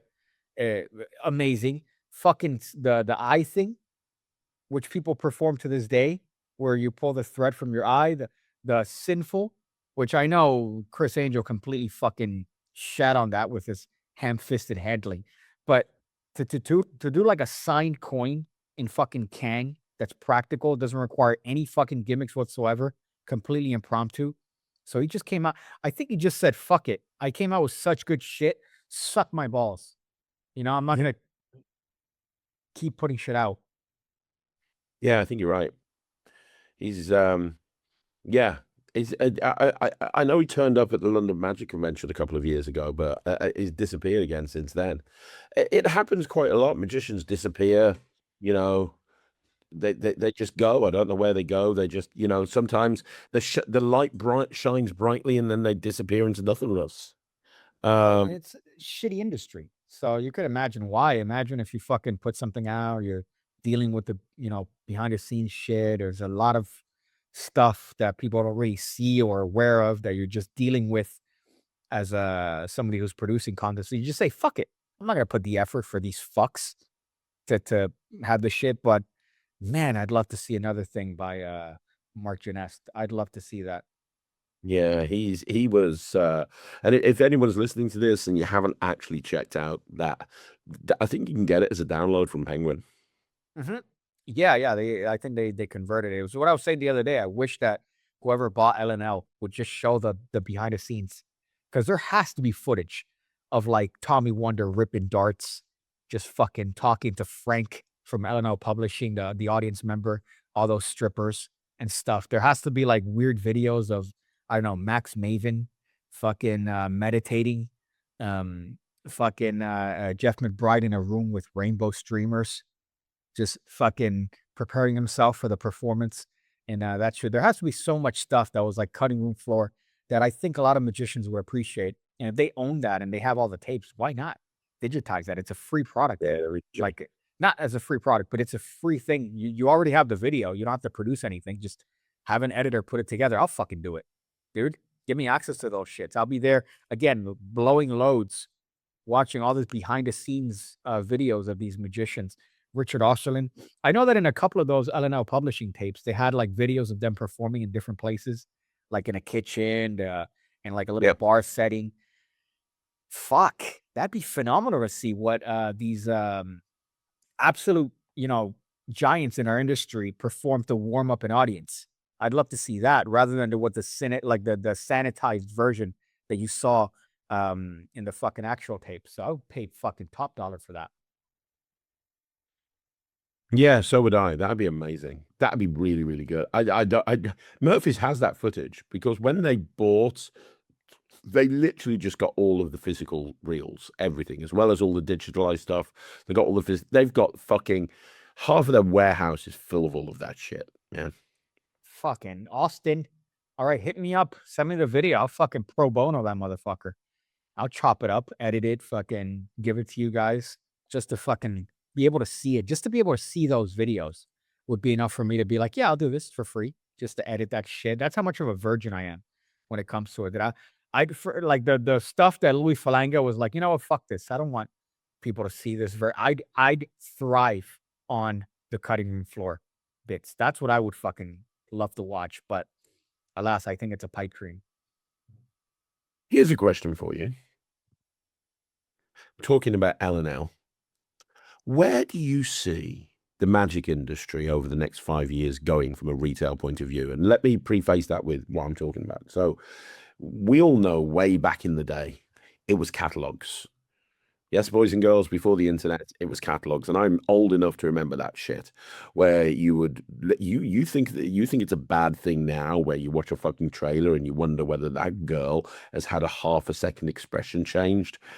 Try fucking reading through a fucking catalog where you're just looking at hand-drawn pictures of what they want you to think that the prop looks like, and copy where they're I'll never forget fucking as a young magician seeing smoke from fingers, and the picture was just like this fucking smoke coming from your hand, like you just started a fucking forest fire. And the copy was like, command the elementals, you will be able to make fire appear in your hand, smoke will bellow, it will fill the room, blah blah blah. I was like, fuck me, sign me up for that shit. So then I have to send a fucking check off, which I have to get off my mom and my dad. So I signed a check off, and I'm fucking waiting every single day for this parcel to come. And when it arrives, it's finally here. It's smoke from fucking fingers. And it's a little toothpaste type container. And inside is this fucking gel with half a sheet of written instructions. And you squeeze it on your fingers. And when you do, you rub your thumb and your forefinger together, and it makes a wisp, a tiny little wisp. It's like, look, that's what we had to fucking deal with when I first got into this fucking shit show. That's what I had to deal with. You moan about a fucking girl's expression changing a little bit, and she goes, "Oh my god, that my knickers are wet," as opposed to something else. Like that was the fucking Wild West. And then from there, it changed into VHS tapes. It was, first of all, over in the UK, it was Vic Pinto and Tricker Tape putting out VHS tapes, and people like Patrick Page and those sort of guys. And then from there, it was like it was DVDs. It was DVDs. We got into the Michael and Mars Easy to Master Card Magic series, and he just fucking turned Irish halfway through that shit. But it was like Michael and Mar, and Dan Harlan, and all of these incredible names, and Bill Malone and Jay Sankey, and all of L&L and A1 Multimedia, and everyone was putting out DVDs, and it was all of their acts, and that was a big thing for a while. And then that started to phase out, and that started to disappear. And in those periods of time, you didn't have many physical products. Like now, you refresh Penguin's new fucking arrivals, and there's 65 new tricks overnight. Back then, it was like, oh, right, okay, this packet trick came out 3 months ago. Next month, there'll probably be a new trick that comes out. So it was like you could fucking buy everything if you wanted to and have money left over for hookers and booze. Then after that, you went into the instant download era, where it was like, okay, well, we're not going to do that anymore. You get your magic instant gratification. And at the same time, you also had stuff like The Wire, with Theory 11, where you'd have like you can put your own shit up and sell it for whatever you want to. We don't give a fuck. We had the Penguin Partner Program and all of this, and it's like, right, you're gonna get your instant download, and there would be like 1,000 instant downloads a day. Anybody and their fucking mother could make an instant download. And then after the instant downloads, it became physical products. You had both at the same time, where it was just like, right, you're going to buy this trick, and you're going to have one thing that you can do with this trick, and that's it. It's a physical product, it's a trick. Then that really took over, and the instant downloads disappeared. And we're now in the physical product kind of era. But we've also, and I think I'm partly responsible for this, we've also kind of moved into the project era as well, which is kind of like, well, okay, there's this trick, but there's 6 hours of tutorial for it. And I was kind of one of the first people to really lean into this. And the reason I did it is because I missed L&L. I missed, the thing I loved about L&L was getting Bill Malone's DVD set, and I was like, right, I've got 9 hours of shit to watch here, and I'm going to love every fucking second of it. And I wanted to bring that back, but the industry didn't want that anymore. But the cheat code was, if I gave them a really good physical product, I could give them 9 hours of shit on that physical product. And it's like amazing, right? So then we had projects, and you see a lot of people doing projects, and we've still got the project thing that's going strong. We've still got the physical product thing.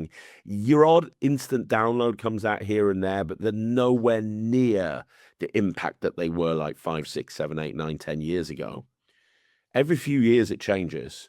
Where are we heading to heading next? Of course, in amongst all of this, recently we've also had masterclasses and academies and Penguin Lives and like online lectures type thing, which Penguin really pioneered, and then it went away. And now it's kind of come back a bit, but in a different way. And where do you think, PK? Where do you think it's going? I think we've reached a point where it's saturation. So we're overly saturated in magic, where it's things that have come out is no longer the same hit that it used to. It's no longer the same dopamine hit, where you're there, you're waiting for the package, you're highly anticipating, and now it's instant gratification. So I think there's no more instant gratification and just download, getting something just immediately when you see a trick and you're getting it right off the bat. Um, but also attention span is shit.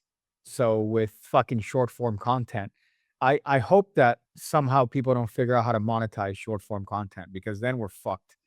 Then we're absolutely, imagine like a download, but in 9 by 16 and on like a feed where you're doing a like a subscription based model, but now you're scrolling through all these new effects and instructionals, but on like TikTok format. I probably hang myself at that point. But I think it's gonna be the same. I think it's really gonna be the same. You see that like fucking images of what people thought the future would look like in the 50s, 60s, and even in the 2000s, what it's gonna look like in 20 years. And it pretty much looks the fucking same, right? Yeah, in the 50s, people thought that they were gonna have flying cars and shit, but they weren't really the best, the highest thinkers. They felt that that was a healthy cigarette. But I think now in 2026, trying to look down the path of 2046, I think it's going to be the same shit. I think we've reached a point where it's just this, but faster and better. Whatever we have now just looks a little bit nicer. So Penguin Magic's website, what did that improve? They just made it better, right? It's Yes. the same shit, really. There's no new functionality. Everything's the same. It's just easier to find stuff. The search is improved. Things are a little bit nicer. That's all it's going to be, I think, in the next 10 years. I don't see a massive change into a new form of content, because these are all little fads and niches that disappear. Like imagine if VR takes off aggressively, what are we going to have? A 360 perspective of a fucking tutorial, or of a performance or of a video download. I think it's just going to be using new technology and finding new novel ways to do it, like with this AI stuff. But I don't see it changing much, to be fair. I don't know if you have a different opinion, but I think it's going to be much of the same, especially now where we've reached a point where what else could you innovate with? At the bare bones, what you have is a form of media. You consume that form of media and you move on. So even back in the day, what was the media? It was book. You would read a book, you'd consume it, you'd get a catalog. It was still media consumption. And now media consumption is this, it's video. What else could you fucking move on from this? You know, we've moved away from physical media. We've moved away from DVDs. We've moved away from VHS. So this is the new way of doing it. Even if you get a fucking download, it's still a card that comes in the mail that you have to scan that somehow leads you to a website. So I can't imagine it changing. Where do you see it? I mean, you as someone who's I would say the most prolific creator in modern time when it comes to magic. You're again, as Nemeth said, everywhere. Fucking can't avoid you. Even no, sorry, the Orphic, as I told you last week. I'm there. I get this fucking product that's old, at least 2.5 years old now, which is fucking ancient in modern time. And then you're fucking in it. I'm like, of all people that I would expect to see in a Louis Laval project, you're there showing fucking, magic shit with this mentalism wallet. I'm like, oh, Craig is everywhere. So where do you see it?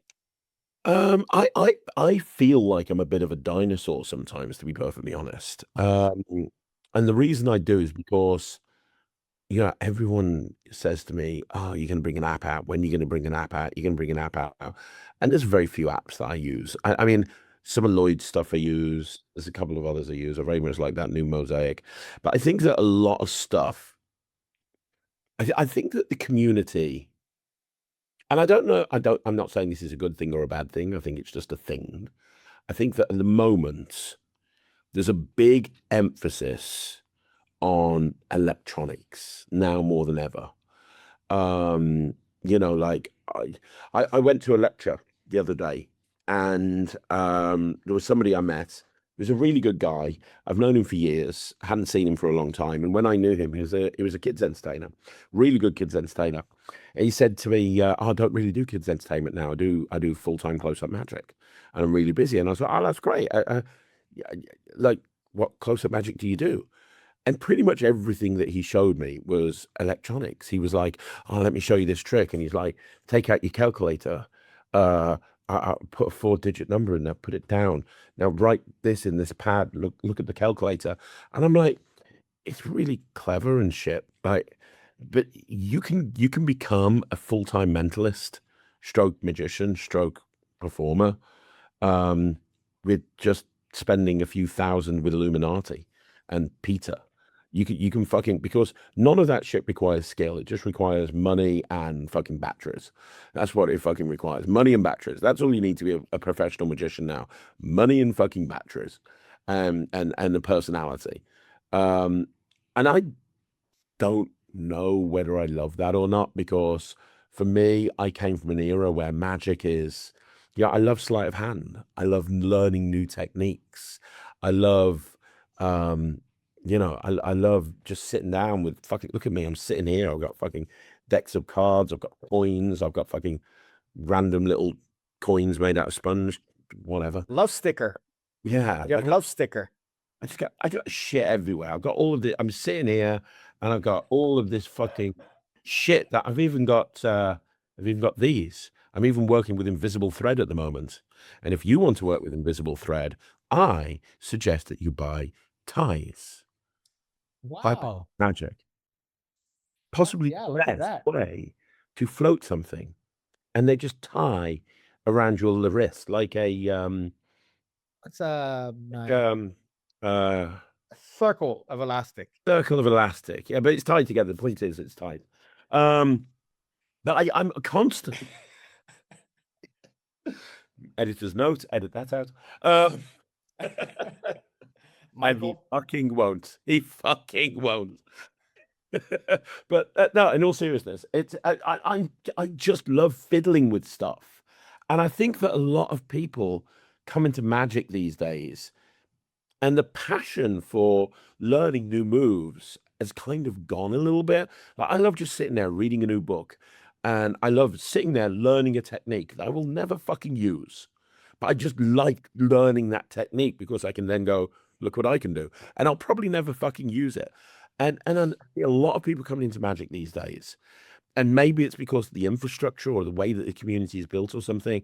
They go, right, okay, like this guy, and so many other people. It's like, yeah, what do you do? Well, I do this on this app, and then I've got this clipboard that's linked through to this thing, and I've got that, and it's an entire fucking walk around app with just batteries, and personality, and that, and money, and that's it.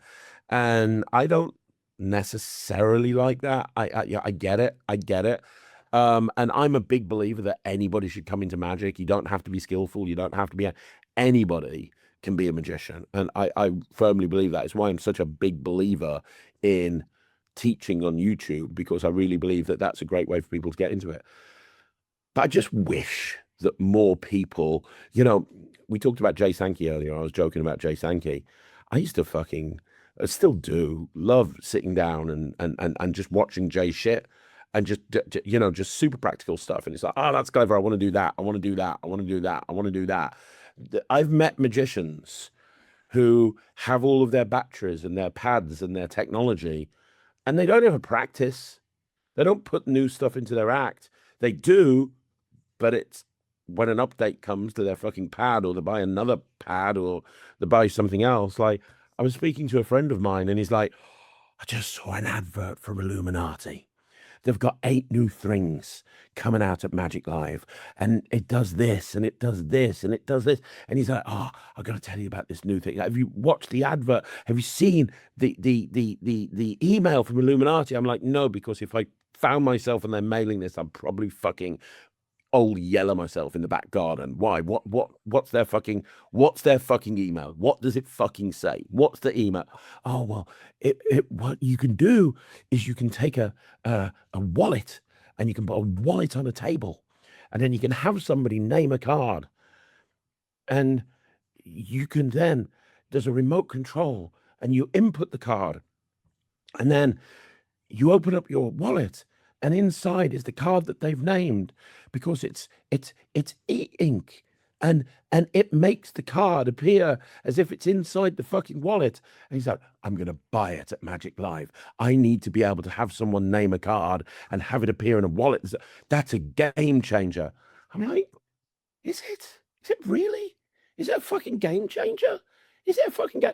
Because first of all, if I wanted to do that, I'd just say name a card, pass, top of deck, palm, hold on to that, take the wallet out my pocket, and look, your card that you named is in the wallet. Or I'd use a Mullica wallet, and I'd just fucking name a card. I'm going to put a wallet on the table. Name a card. You sure you want that card? I'd use a mem deck. What do you want? You want the 2 of hearts? Oh, that's lucky. It's number 2. Brilliant. Okay. Look, I've got this wallet that's on the table the whole time. Check this out. It's in there. That's what I would do. That's what I would do. And I could take the fucking card out at that point, not just go, look, it's underneath it's in the ID card. Can I see it? Pardon? Can I see it? What? Can I see it? No, you fucking can't see it because I can't take it out. But it's fucking ink. What the hell is the ink? What the fuck? What's Bluetooth? I'm getting old. But and I said to him, I was like, the problem I have with a lot of this technology is it's not innovating. If you could show me something that this technology could do that I can't replicate relatively easily with sleight of hand or traditional methods, because a lot of this stuff is mentalism. A lot of the electronic stuff is mentalism. If there's something that they could show me that could replicate that I couldn't replicate within 5 minutes of thinking about it, because here's the thing, and this is an open challenge. Tell me your fucking electronic trick. Give me 10 minutes and I'll give you a dozen methods of doing it with basic sleight of hand and old school mentalism techniques. Because that's what you get. This is a perfect example. I've not seen the advert. I'm not dissing the product. I've not seen the product. You won't see a review of the product because they're not going to give me one. I ain't going to fucking buy it. But like that's a perfect example of something that's been invented just to sound fucking cool. It's like when fucking Joe Miranda, and I love Joe Miranda, friend of Joe Miranda. I've stayed at Joe Miranda's place. I love Joe Miranda. I'll never forget when he put a fucking printer in a wallet. I was gonna say the fucking wallet. Like in a wallet that looks like you fucking bankrolling Donald Trump's latest fucking casino. Like it's a wallet the fucking size of a brick. Yeah, there's your wallet. There's your wallet right there. I'm gonna set my wallet down here, guys, real quick. Roll it down there. Could you write a word down on my notepad app? For no fucking reason at all. For no fucking reason at all. Let's wait it 5 seconds. Okay. Bzz. Yep. Fucking great. And it's like there's other ways. You know, it's the closest thing to what I understand it, right? I wouldn't ever buy this shit, but I understand why I think magicians are gravitated to it. From my perspective, what you're adding in is compromise and points of failure, right? Because anything that involves fucking Wi-Fi or Bluetooth, you're adding a point of failure that you're not really even these fucking AirPods. This is 3rd generation AirPods. Sometimes they drop, right? Sometimes there's iffiness when it comes to that. And by this point, you would think that they would have everything that they would need to perfect these. So you're adding in points of failure, especially when you're dependent on these things. But I understand it because when you buy a magic trick from a consumer's perspective, people are always expecting real fucking magic. And I'm sure you've seen this, that when you hype up a trick or you mention, oh, you could do any card with this deck and it's fucking immaculate, you pretty much are hands off. And then people get it and they're disappointed because they realize, oh, I got Layers worth Magic TV by name's Craig. They have to put effort. So what tech is offering magicians is the closest thing to real magic, where somebody names something, right? You're holding your hand in a certain way, so your fucking Apple Watch picks it up, and then you move your hand out. Now it's not recording anymore. That information is fed through an algorithm that feeds to a fucking thing that prints the thing in a fucking wallet. So it's the closest thing to real magic and a toy. So which is what people are sort of gravitating to, because now they actually get that perfect thing. Now they actually have this fucking immaculate, perfect thing. But at the end of the day, it's the effect. It's what you were saying. Yeah, the net card they named appears inside of the wallet, but you ask that same participant a week later, what did they see? And they're going to say, oh yeah, the card appeared in his wallet, right? You ask the same participant that watched you perform a card to wallet, and they're going to say the same thing. They're going to go, oh yeah, the card appeared in his wallet. They're not going to remember the minutia, the intricacies of it. So the difference is that he paid $2,000 for that, and you paid 15 quid. Yeah. If anything, you paid nothing because you already have a wallet. You forced a card, and the card appears in the wallet. They can't fucking sign it. You can't take it out, right? Nope. Now, yeah, as a magician, because somebody, Ferris, a good buddy of mine, actually showed me the older version of that exact same thing, which is kind of funny that you mentioned it. And it blew me away as a virgin, because it blew me away because it's in his wallet. It looks like a fucking ticket, and at any point in time, he could just change it, and it changes to a card. It changes to a. And I was thinking of different sort of things in real life that I could do with that rather than magic. But it's a toy, and I find myself going, "Wow, I'd love that to play around with," but I wouldn't rely on it. I wouldn't fucking do it just because there's, again, a point of failure, and the point of failure is not you. When it comes to you performing tricks, it's what you said earlier with the I could just fucking palm a card and put it in my wallet. The only point of failure there is you, and you could subvert that with practice. Whereas with this, yeah, you could practice it, but you're practicing it in ideal conditions where you're in your home and you're fucking setting it up. You know what's connected to what. You can't take an account that maybe in a fucking real world, you show up in a bar. What if there's a dead zone? What if you don't have internet access? What if you don't know that until you show up and maybe you're performing, informally, and somehow the thing that connects doesn't fucking connect to the thing. You don't have a backup, so now you're fucked. Exactly. Right? That's But I do understand the merit. The merit is that now you supposedly, not what most magicians are doing, but supposedly now you could work more on the presentation because the method is taken care of by Yeah, this. and I'm all for easy methods. I'm all for, I always put a self-working method in a lot of the stuff that I do. I just wish there wasn't such an over-reliance on technology, I just wish that I wish that these companies that are making tech would make something that's truly, truly fucking innovative, that works 100% of the time, because the amount of times that I've seen in live shows somebody doing tech and it's fucking gone wrong. I've seen it so many times. It's not worth it, man. It really isn't when you're either, at a show and people are paid to see you, or you're potentially trying to get a gig, and maybe you're in the context of a show. And this could be, a situation where doing this performance where you're trying to show somebody, okay, you know what? This guy's a potential good person that might hire me. He has a lot of wealth. Maybe I could get a fucking line of work through him. And you're showing them something that you've seen as absolutely crazy, impossible, and it fucking fails, and you're stuck, and you're there dead in the water.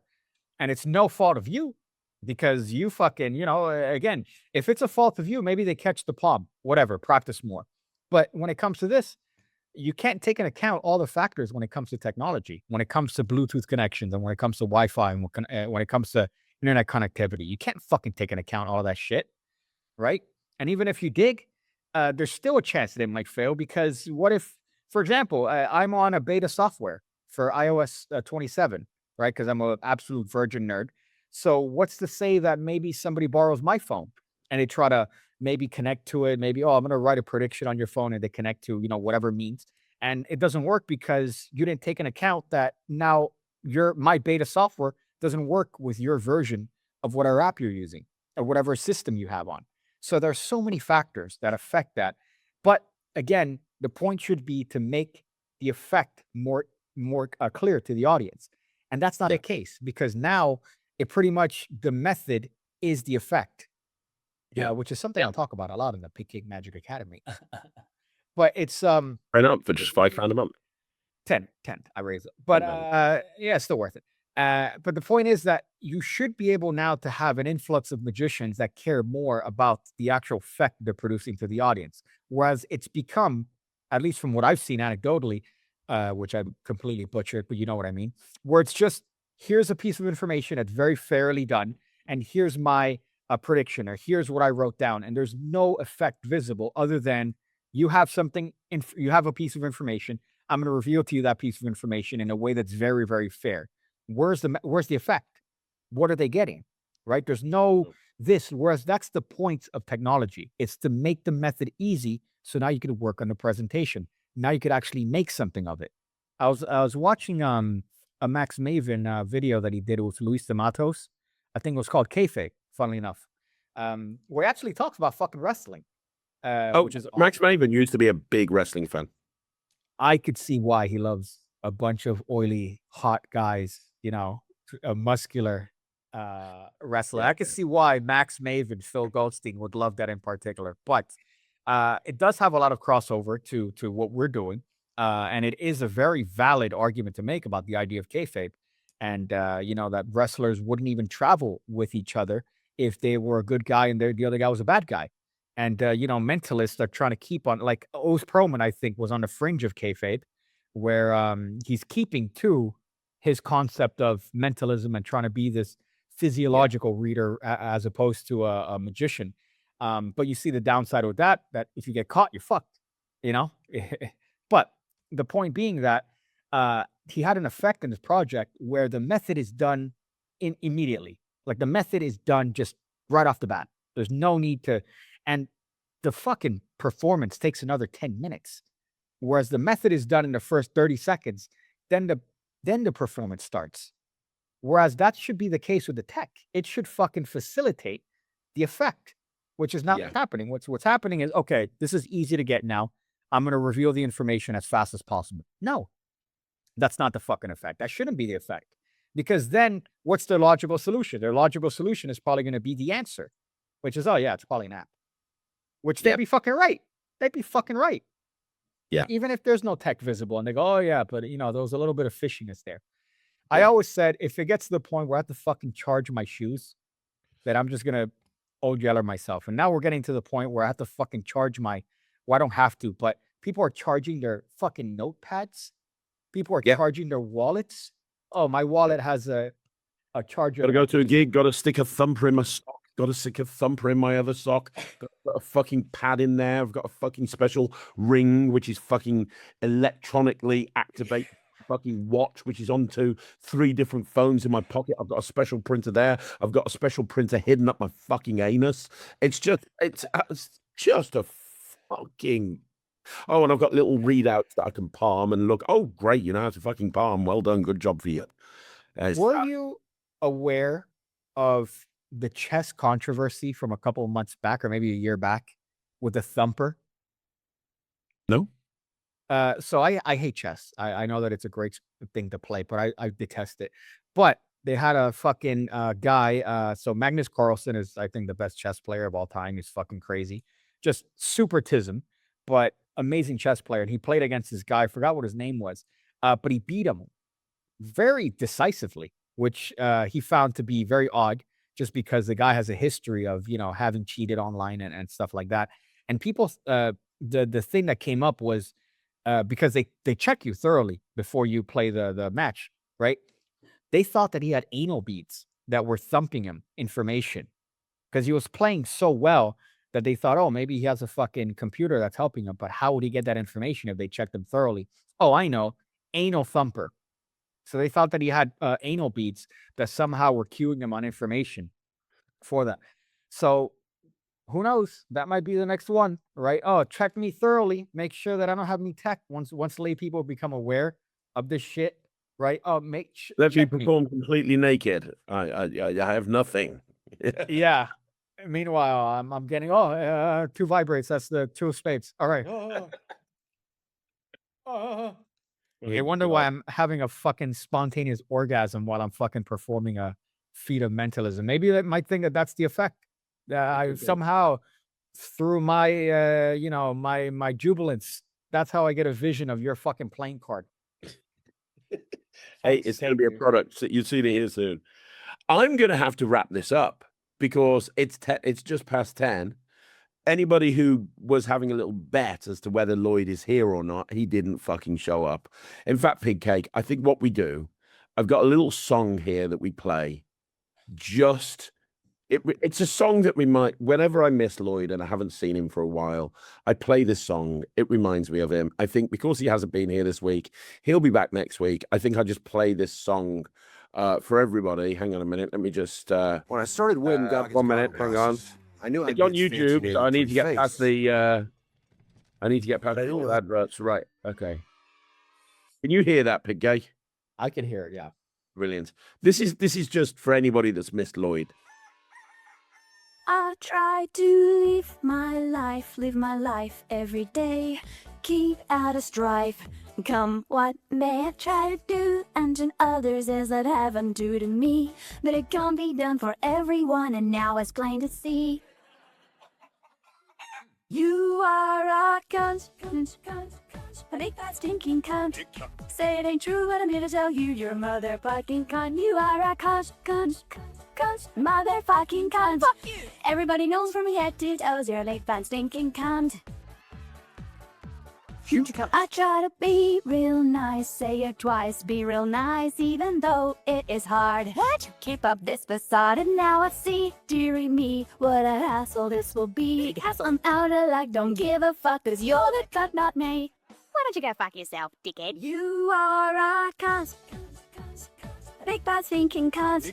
You say it ain't true, but I'm gonna tell you you're a motherfucking cunt. You are a cunt, motherfucking cunt. Everybody knows from your head to your toes you're a big fat stinking cunt. Why don't you shut that scabby cunt mouth before I fuck of your face? Fuck out of my goddamn fucking face. Fuck off. I try to be real nice, say it twice, good advice, even though it's futile. Fucking imbecile. I don't know why I try to deny this nagging itch. You maniac, gonna get you back, you fucking son of a bitch. You are a cunt, if that's stinking cunt. You say it ain't true, but I'm gonna tell you you're a motherfucking cunt. You are a cunt, a motherfucking cunt. Everybody knows from your head to toes you're a late fast stinking cunt.